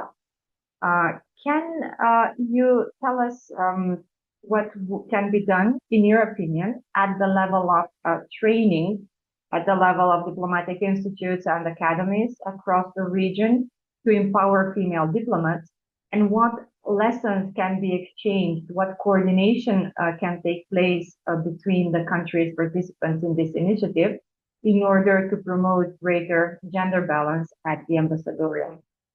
And I would kindly ask you to speak within 7 minutes. Do you hear me? Okay, very good. So, ladies and few gentlemen in this audience, distinguished colleagues, I would like first of all to thank Ambassador Comanescu and Mr. George Mitrakos, Director General of the International Center for Black Sea Studies, and the team of the center for organizing this event and inviting myself to participate in that. It is really an honor to address to you. I would like to thank you for the very concrete question that you raised, but if you allow me, I'll take this few minutes just to speak about the context in Bulgaria and what we are doing at the Diplomatic Institute, and to respond to your question at the same time. Discussing women's leadership matters because it reminds us that leadership itself has no gender, and gender should never be primarily evaluation factor in professional careers. And of course, in many sectors, including diplomacy, women still encounter subtle biases in recruitment. You already mentioned some of them regarding promotion and the leadership opportunities. And within the Black Sea region, there is some progress, and I'm so satisfied to see the results of this program that you spread to us, and the results and what the situation now is. The member states of the BSEC, BSEC as a platform for regional cooperation, I believe that could play a decisive role in advancing gender equality and inclusive diplomacy. A few words, as I promised, about the historical context, and it is important to mention that because until 1989, diplomacy, because I'm, let's say, prefer to speak for diplomacy, in Bulgaria was an almost entirely, it was a male profession. And women were mainly translators at the diplomatic service or administrative staff. And after democratic changes, the system opened to women. And by 2025, the share in the diplomatic service exceeded 50%. And this is important to say in which directions this is the results. So first of all, the constitution, the Bulgarian constitution guarantees equality before the law and prohibits gender discrimination. There is a Protection Against Discrimination Act. There is an Equality Act for women and men from 2016, 10 years ago. And there is another one document which is important, National Strategy 2021-2030, which promotes equality in labor market participation, pay decision-making, combating violence, and so on. Today in the diplomatic service, women occupy 50% of the diplomatic service, and 60% of directors general and directors are women, which means that they are on the positions, on the high positions, and they lead today the key directorates like European Union affairs, security, NATO, economic and public diplomacy, regional cooperation, economic diplomacy. And we have in the last years 5 female ministers of foreign affairs, and even the current minister of foreign affairs is a lady, Mrs. Nainsky. And I would say that the career advancement is based on professionalism, qualifications, and experience, and this not restricts opportunities for gender or martial status. About the regional capacity building, I would like to mention that we have an excellent example for that. Maybe later I will say and elaborate more on that. This is the Winter School of Diplomacy that we have been organizing for already 20 years, and which attracts both men and women from the region here. And some of the participants are coming back to their countries and coming back to Bulgaria, even in the positions of ambassadors. Concretely on your question, what would be the practical step? I would say that, first of all, we should invest more systematically in regional training, and I'm speaking on behalf of the training institution, mentoring and networking programs for women in diplomacy. And as I'm aware, there was an excellent example in this direction, training of young diplomats, which was organized by BSEC for a series in years. I can't say how many, but I'm not sure that still exists at the moment. Because the capacity buildings initiatives which brings together professionals from across the region create not only skills, but diplomacy is profession of building a trust, and it gives an opportunity for professional networks and long-term cooperation channels. In diplomacy, this is crucially important.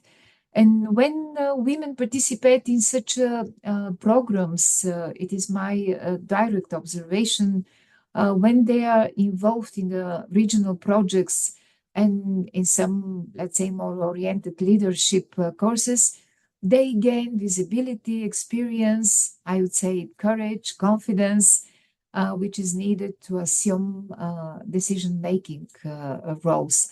And such initiatives should focus particularly on economic diplomacy, as far as BSEC is focusing on that, regional connectivity, which is again one of the important portfolios of the organizations, and of course conflict preventions, areas that are central to stability of the Black Sea region. And maybe I will say more on that later if there are any other questions. I believe in the regional, engagement and training platforms can play a key role by encouraging equal participation, as I mentioned, supporting leadership development, and of course to facilitate cross-border cooperation. So I believe in the dialogue, and I believe there will be a chance to invent a new approach regarding the training. So this was my intervention so far. Thank you very much for your attention. Thank you, Ms. Mikhailova, for sharing with us a very commendable case of Bulgaria in terms of reaching gender parity in the foreign service.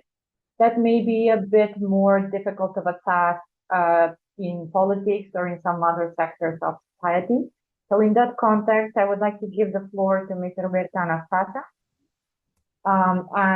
Drawing on your experience of high-level political service, former president of the Chamber of Deputies, what legislative or institutional measures can BSEC member states adopt to ensure women's participation is not only calculated in terms of numbers, but it is rather meaningful and impactful in various political fora? Thank you very much.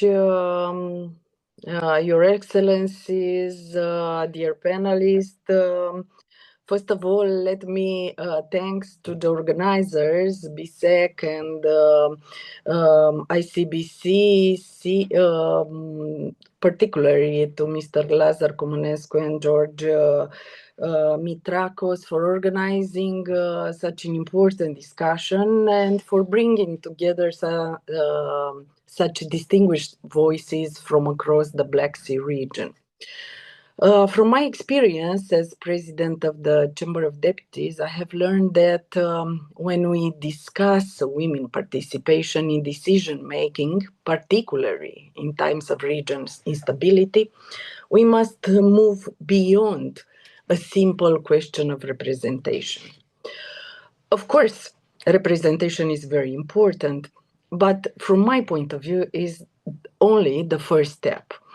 What truly matters in whether institutions let women to influence decision, shape policies, and contribute to the direction of our society.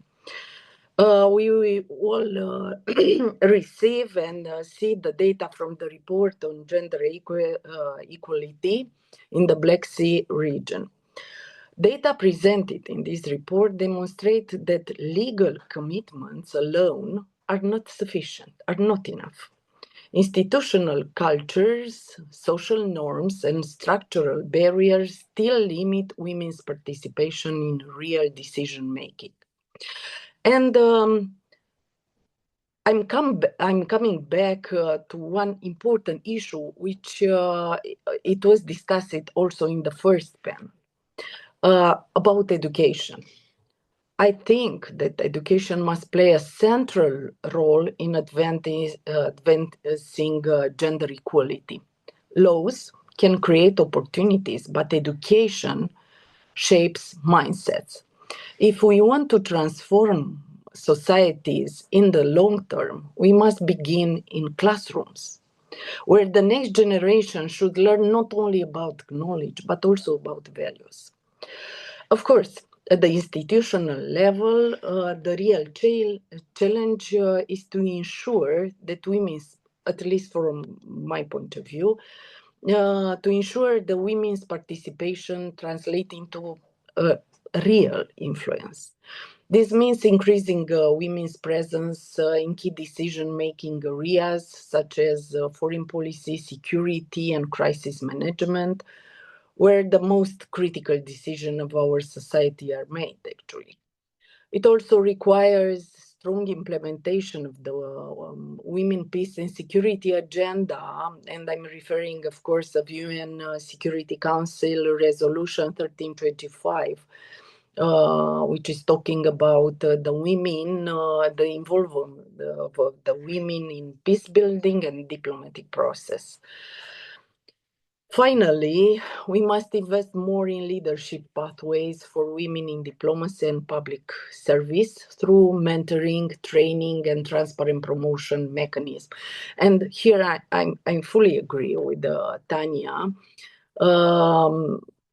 Organizations like BSEC can play an important role by facilitating cooperation, sharing best practices, and encouraging member states to strengthen gender-sensitive governance.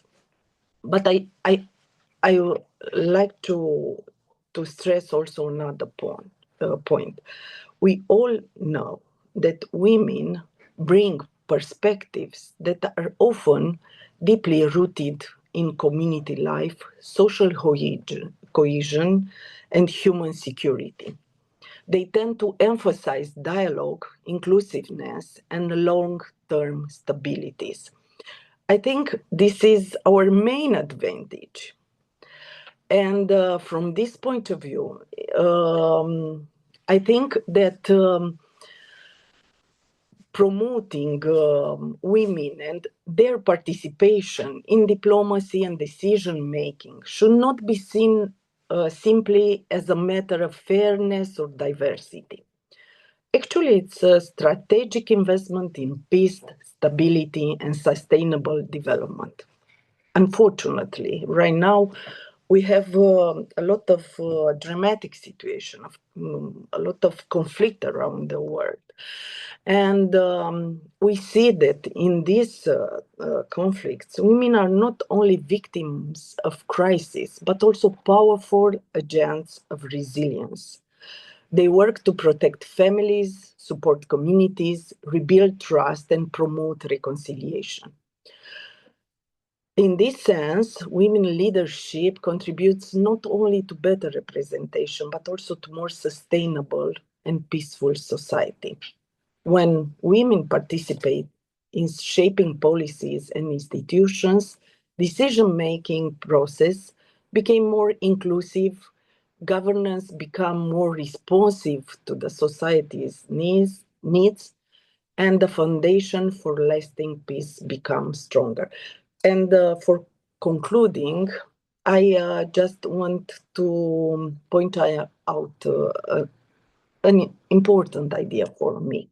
Empowering women in public life, it's not only about equality. It is about building more resilient, more inclusive, and more peaceful societies in our region. Thank you very much.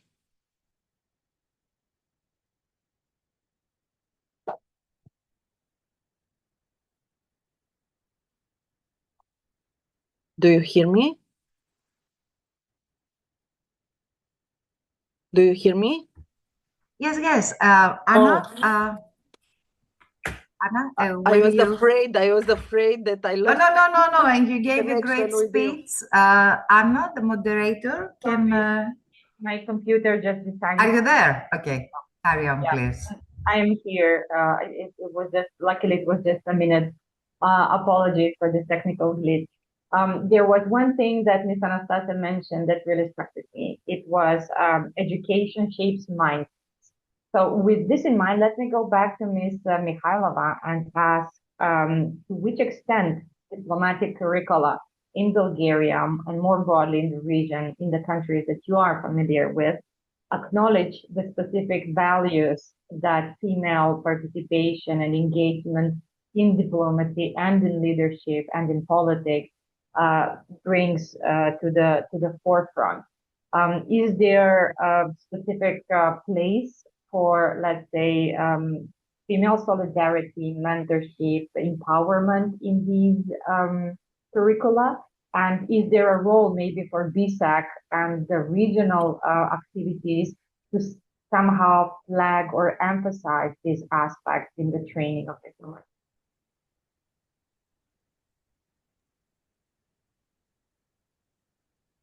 I don't know. Yeah. Thank you very much for the question. Is there any particular, specific, let's say, areas in the curricula for training of diplomats, and maybe in the context of the regional, cooperation? Did I understand correctly? Yes. Okay. Yeah. Not so contested, but about these soft skills and approaches. Exactly. So in an era that we use not only soft skills, unfortunately, you see how they, it's difficult. But for sure, in the curricula, first of all, I'd like to mention that we have many trainings, and some of them are focused on the newly recruited young people, and usually among the half of them are women. We have also managerial skills in diplomatic service, which means that we try to equip the leaders, those who are chosen to be directors or managers of the diplomatic service, with the skills, or to train their skills. So becoming a director of department, it means that you have already some, achievements and skills in that, but they should be developed. And we have some modules on leadership and negotiations and crisis management. And there is no, I would like to repeat again, it's a merit-based, approach. Of course, we try to give to all of the participants in the trainings the equal opportunities, that's clear. And I would say that women are really good in tackling with different, problems during the daily daily experience in the diplomatic service, we take, let's say, some time, we give some time to ladies who are going to be an ambassadors, but they have already a huge experience being part of the diplomatic service. But again, what is important to be, I mean, developed? First of all, this is the confidence, because ladies, because of the natural, I mean, let's say natural daily, I mean, life of the women, there are some other, let's say, obstacles in the working, I mean, even in diplomacy.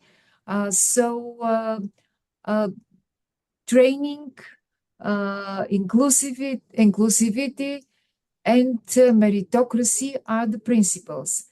And I would say that the different participants are showing different results, but we are trying to encourage the participation of all of the ladies in different trainings. And what is very interesting to mention that I mentioned some of the positions that are taken by ladies in our diplomatic service, but they are excellent in dealing with security issues and, as you mentioned, disinformation and public diplomacy. For all of those things, they should know both how to deal with the skills, soft skills, and in the same time to be equipped with the knowledge on all of the, let's say, weapons when they are involved in directorates as security policy issues. So the range is very huge. And I wouldn't say that, for example, ladies could manage only with the culture or economy in diplomacy domain. They are excellent in everything that we'd like to try. So we give them an opportunity to be equally participating in all of those trainings that we have. And again, I would like to mention and to focus on the regional aspects of training, giving the example of our Winter School of Diplomacy, which gathers young ladies from the Black Sea region and Western Balkans regions. And it's an excellent atmosphere and environment for showing their, let's say, readiness and to be involved in a later stage, because those people that I mentioned are young people, their readiness to be involved in deeper and to develop their professional skills to work for the region and regional cooperation. So in conclusion, I would say that there are some specific approach, but not exactly for the women, just encourage them being part of the society in general. So in diplomacy, in our case, there is no any barriers at the moment. And I would like to encourage all of the women, young ladies, women from the region to develop themselves and to become, as my colleague from Romania said, not just to represent, but to take part in the decision-making process. This is just my intervention. Thank you very much. It's a very useful call to action, I would say. So I would like to ask one follow-up question to Ms. Anastasia, and then we can open the floor for discussion. I would kindly ask you to either write your questions in the chat window or to use the raise hand function and engage in the discussion. But also the other panelists from the previous session are warmly welcome to join us with their reflections. Ms. Anastasia, we talk a lot about women's solidarity, and the majority of the participants in this webinar are women. We touched only briefly on the role of men, and we have statistics that female politicians are more frequently targeted by all forms of attacks, including on social media, than their male counterparts. Can you share with us your experience in terms of your male colleagues? Have they been supportive?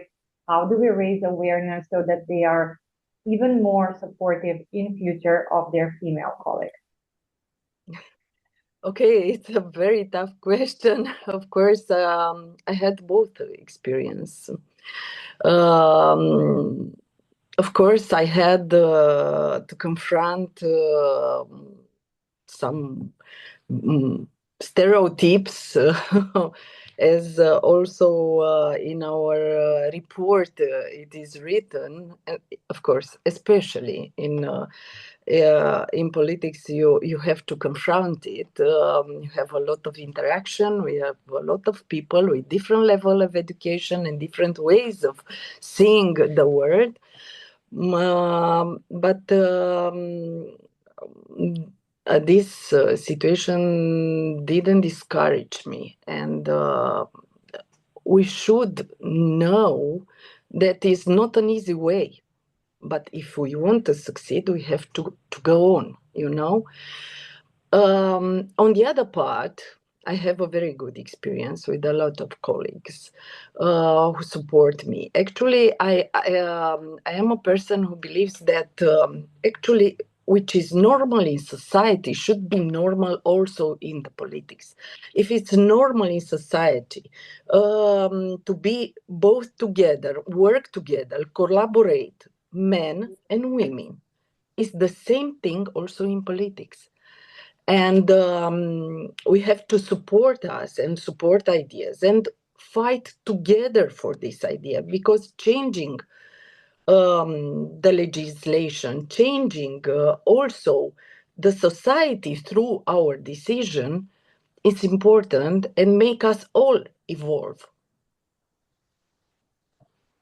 Thank you very much. I think we can only wish for more brave and courageous women in politics and diplomacy who are willing to do the right thing and not the easy thing. And with that in mind, let me just mention that Ms. Mimi Kodeli could not join us, and also Professor Livanova, due to power cuts, will not be able to join us for the rest of this session. And I would like to open the floor for any questions you have to our panelists, or any comments you would like to make in the context of our discussion.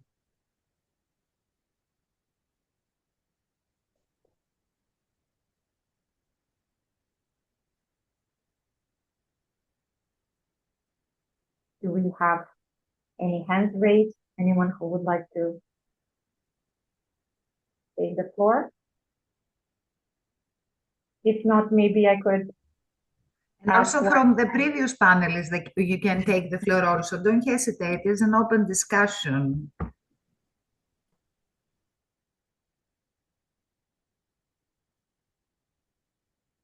Professor Narli, please. Okay, thank you very much. You know, first of all, again, I like to thank the organizers and all the women and men, male speakers. Really, I feel I am with amazing women. Okay, this is my point. But, you know, in answering the question, in what way women politicians and diplomats can cooperate to promote gender equality, right, and then parity in diplomacy. I think at the state level, some mechanisms can be created for increased interaction between women politicians at the local and national level, women diplomats, and also universities. For example, I am representing university here, and very often I go and teach in the School of Diplomacy, and also we organize some workshops where female politicians, of course also male politicians, diplomats, former diplomats, NGO representatives, and academics can participate and discuss, you know, action plans, or they can come up with ideas for policy recommendations. Thank you very much. This is my point. Thank you, Professor, for your excellent point. Does anyone else wish to take the floor? May I respond to our dear colleague? Yeah, okay. So Professor Nali, it's an excellent question that you raised. I would say something that happened last week here in Sofia, I was impressed by the activities of students from 2 universities here in Sofia. They represent their organizations. One of them is the Students' Diplomatic Club in Sofia University. The other is organization of students interested in international relations of another universities. There is another one, young people from the United Nations Alliances of Bulgaria. So there was a very active, let's say, involvement of young people organizing themselves. No one organized them. So this is a very clear message on behalf of the civil society. I'd like to say how important is the role of the civil society. And what I mentioned, those 3 organizations, they organized different discussions, roundtables through the week in the eve of the 8th of March, the Day of Women. And they invited different representatives from both diplomacy and politics in Sofia University, in another place which is very open to young people.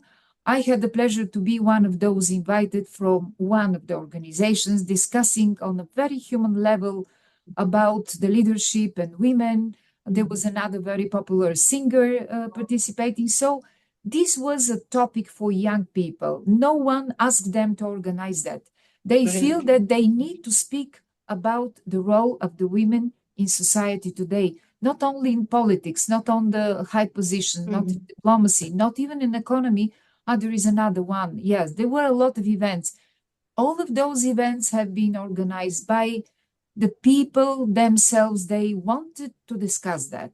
And I find this an excellent, example and in a way achievement.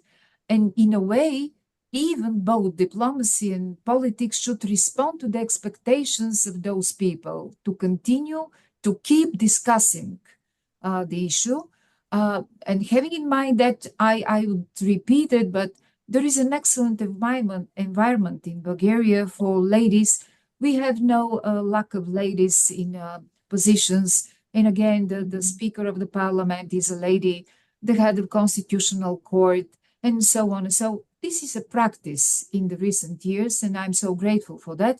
But I wanted to back again. The civil society is crucially important to keep the discussions of the role of the women today. This is my approach. Can I make just a quick, Yes. comment? Because NGOs are important in second track diplomacy. So, also bridging second track diplomacy representatives with the first track diplomacy and politicians is very important. I think young people, they understood the importance of these bridges and they organized the activity themselves. It's a great example. Thank you very much. And also, if I may add, it's an important lesson also for the politician to, as you said very well, it's very important to build these bridges as common behavior, not something that we organize from time to time, but also as a common dialogue, a normal dialogue, a normal behavior for consulting the civil society, the teachers. From me, is very important to see their perspective, because there is a lot of expertise. Of course, our European, as member of European Union, both Bulgaria and Romania experience this type of dialogue, but it's important also to share this experience with all other countries, and to try to support each other, and try to build policies linked with what is happening real in communities, and link also with the theoretical approach, because it's important to mix all of these perspectives for making better policies. it's important to see in this way, and I think it is healthy not only for building policies, but also to changing the way of the people are seeing the reality, because otherwise, or in this way, you can keep them informed. Otherwise, we are speaking about manipulation and trying to stop all of these things. And also, it's a form of education. Thank you so much for acknowledging the role of civil society. Representing civil society myself, I know that we sometimes tend to get diplomats and politicians outside of their comfort zones, but it is in a way our role to continue to push the boundaries, even in very challenging political contexts. So maybe before I hand over the floor to Maria and for the concluding remarks, maybe I could just ask you one final takeaway from the discussion.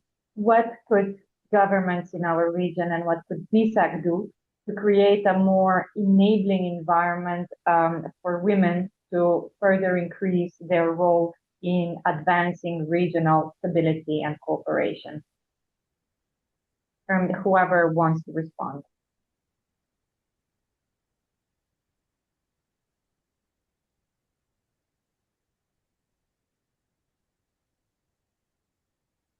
If it comes from civil society, then it means that it's a difficult question, right?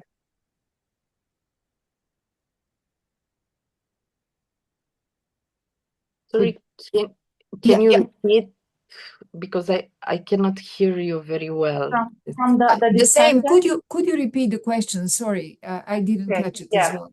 From the discussion that we had, what would be your one takeaway? How governments in the region or BSEC can further contribute to a more enabling environment for women to advance their roles in the context of regional stability and cooperation? I'm starting with the BSEC. I've already said in my intervention, and I want to say it again. I have a long experience in the Parliamentary Assembly in BSEC, and I appreciate very much this organization. And I think that BSEC has an important role in this region in promoting dialogue and for promoting, also for encouraging the participation of women. It's important to continue dialogue, continue exchange views, and why not making a training session which can contribute for making women and exchange views of them. So this is a very good exercise, but I think that we can develop this type of actions, and from the government point of view, from the politics point of view, I have to say something.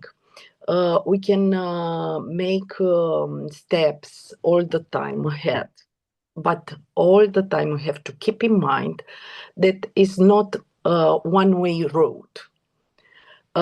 It's a battle that we have to do it each day.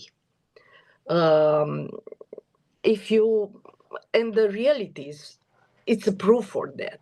If you look at the figures, you see that when you push, and you are talking a lot about women participation in decision-making process and so on, you see women in some important positions.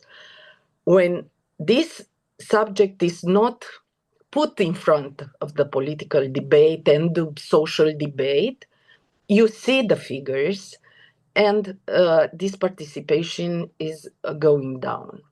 So we have to keep in mind that it's not a battle that we are doing today and tomorrow is done. No, we have to to fight for this each day, to discuss, to learn people, and to make the girls to trust in themselves, to train all the time, and to don't be afraid. Yeah. May I? Please do. Okay. I would like to suggest and to repeat it again to keep organizing training on behalf of BSEC. And it's important to involve also men, not only women. Discussing the question of women leadership, it needs that the men should be on our side. So we should discuss it together, not only to be a groups of women discussing something only for us. Just imagine what would happen if the men organize a conference being only men discussing the rights of men today. Oh my God, it wouldn't be a bad idea. I wouldn't be a good idea. So I think that women really bring a diverse perspective, and they have a very collaborative skills, and they could contribute to everything.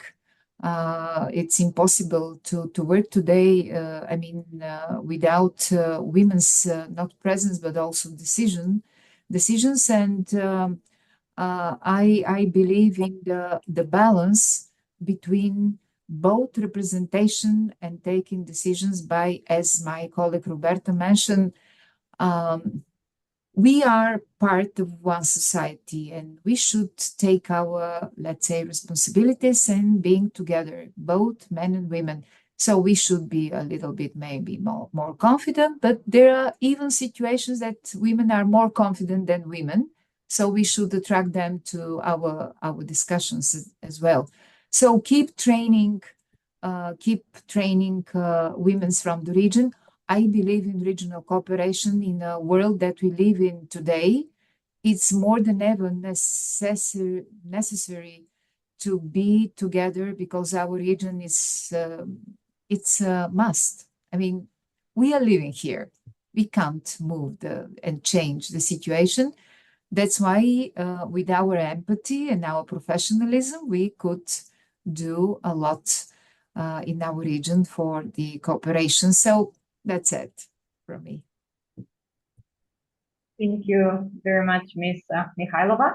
So we got an answer at the micro level and at the macro level.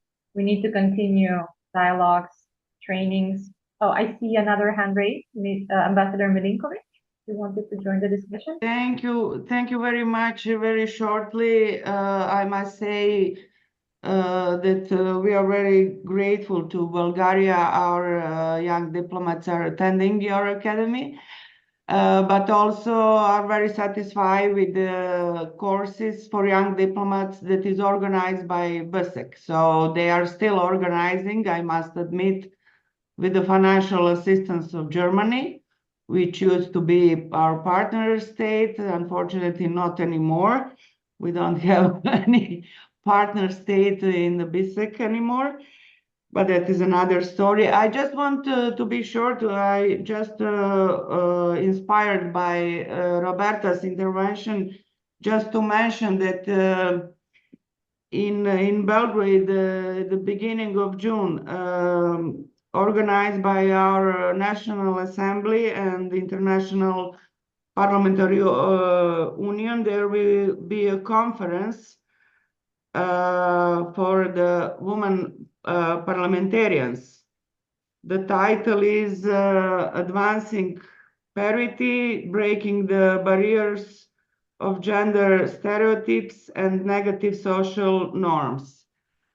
We expect about 400 parliamentarians, lady parliamentarians, although in the invitation itself, which is also sent to the PAPSEC Secretariat, in the invitation it was mentioned that it would be preferable if there will be at least one man in the delegation as well, not just women. So please have this in mind in your contacts with the parliamentarians from your countries. We really expect a very fruitful discussion and conclusions from that meeting and that conference. Thank you. Thank you, Ambassador. If there are no other panelists that wish to take the floor or participants that would like to engage in the discussion, what you mentioned, Ambassador, feeds into the takeaway that we need more dialogue. So that would be one occasion to basically continue the discussion and the dialogue on these specific issues by involving women, and also important by involving men as well. And at the same time, at the macro level, the vision that our participants outlined is one of continuous struggle. So we need this to be day by day, but also on the long term. And we must not be complacent, but continuously lead by example, both men and women, and be reminded of what our ultimate goal is. Having said that, I would like to hand over the floor to Maria. Thank you once again. It was truly a pleasure to be in your company.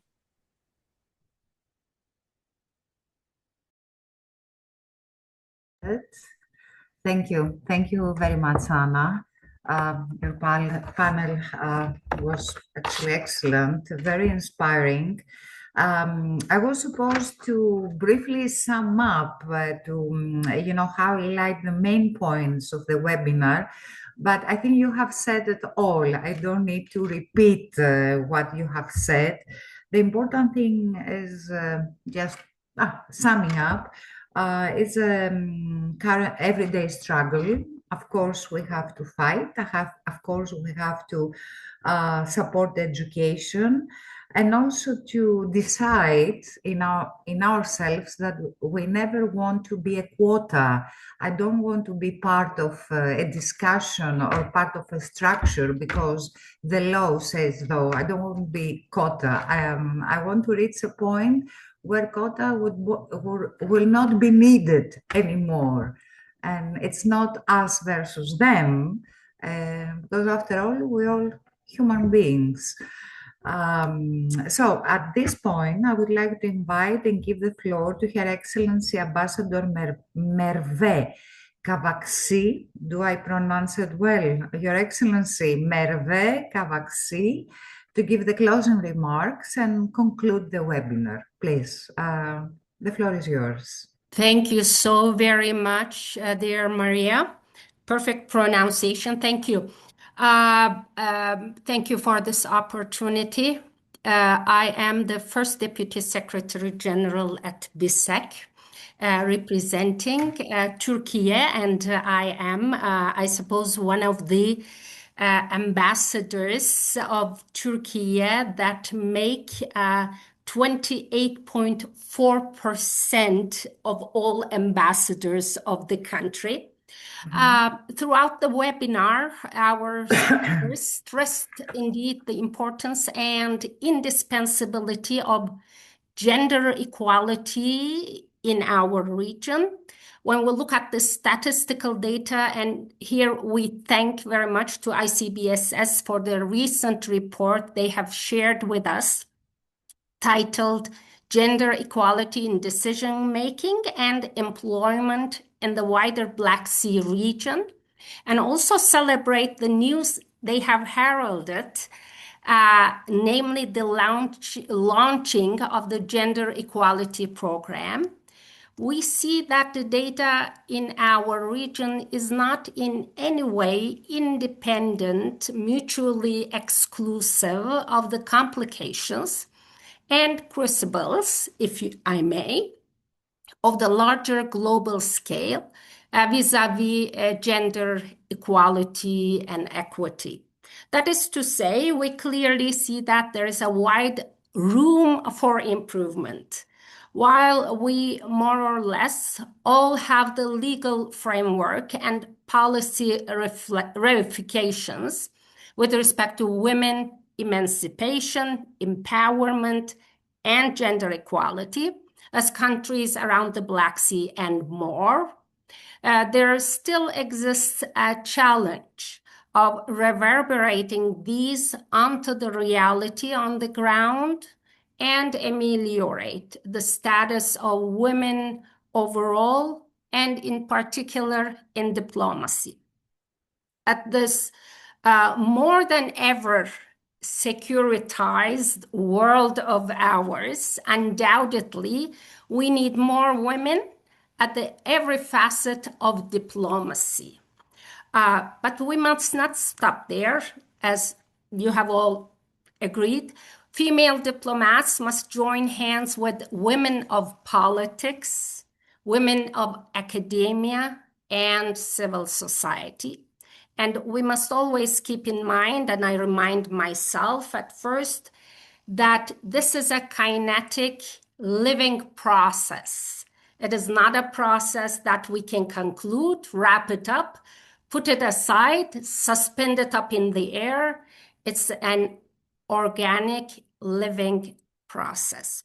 Thank you very much. On my behalf, I have learned a lot as an academic and as a current diplomat. I very much value the information you have provided. Maria, before I yield, let me take this opportunity to thank two great women, not so visible here among us, who had put this event together. Evie from our home BSEC PERMIS, and Georgia from ICBSS. Thank you. And I yield the floor. A warm applause for the organizers, to all these ladies, and also George, Mr. Mitrakos, who have prepared this amazing webinar. Okay, can I call you ladies, girls? It's been an honor being with you here today. I've learned many, many things as a journalist and as a woman also, and as political scientist, let's say, because my background is on sociology and international relations. Actually, this event was very important in order to understand the situation in your countries and in the wider Black Sea region, especially in these difficult times we're facing.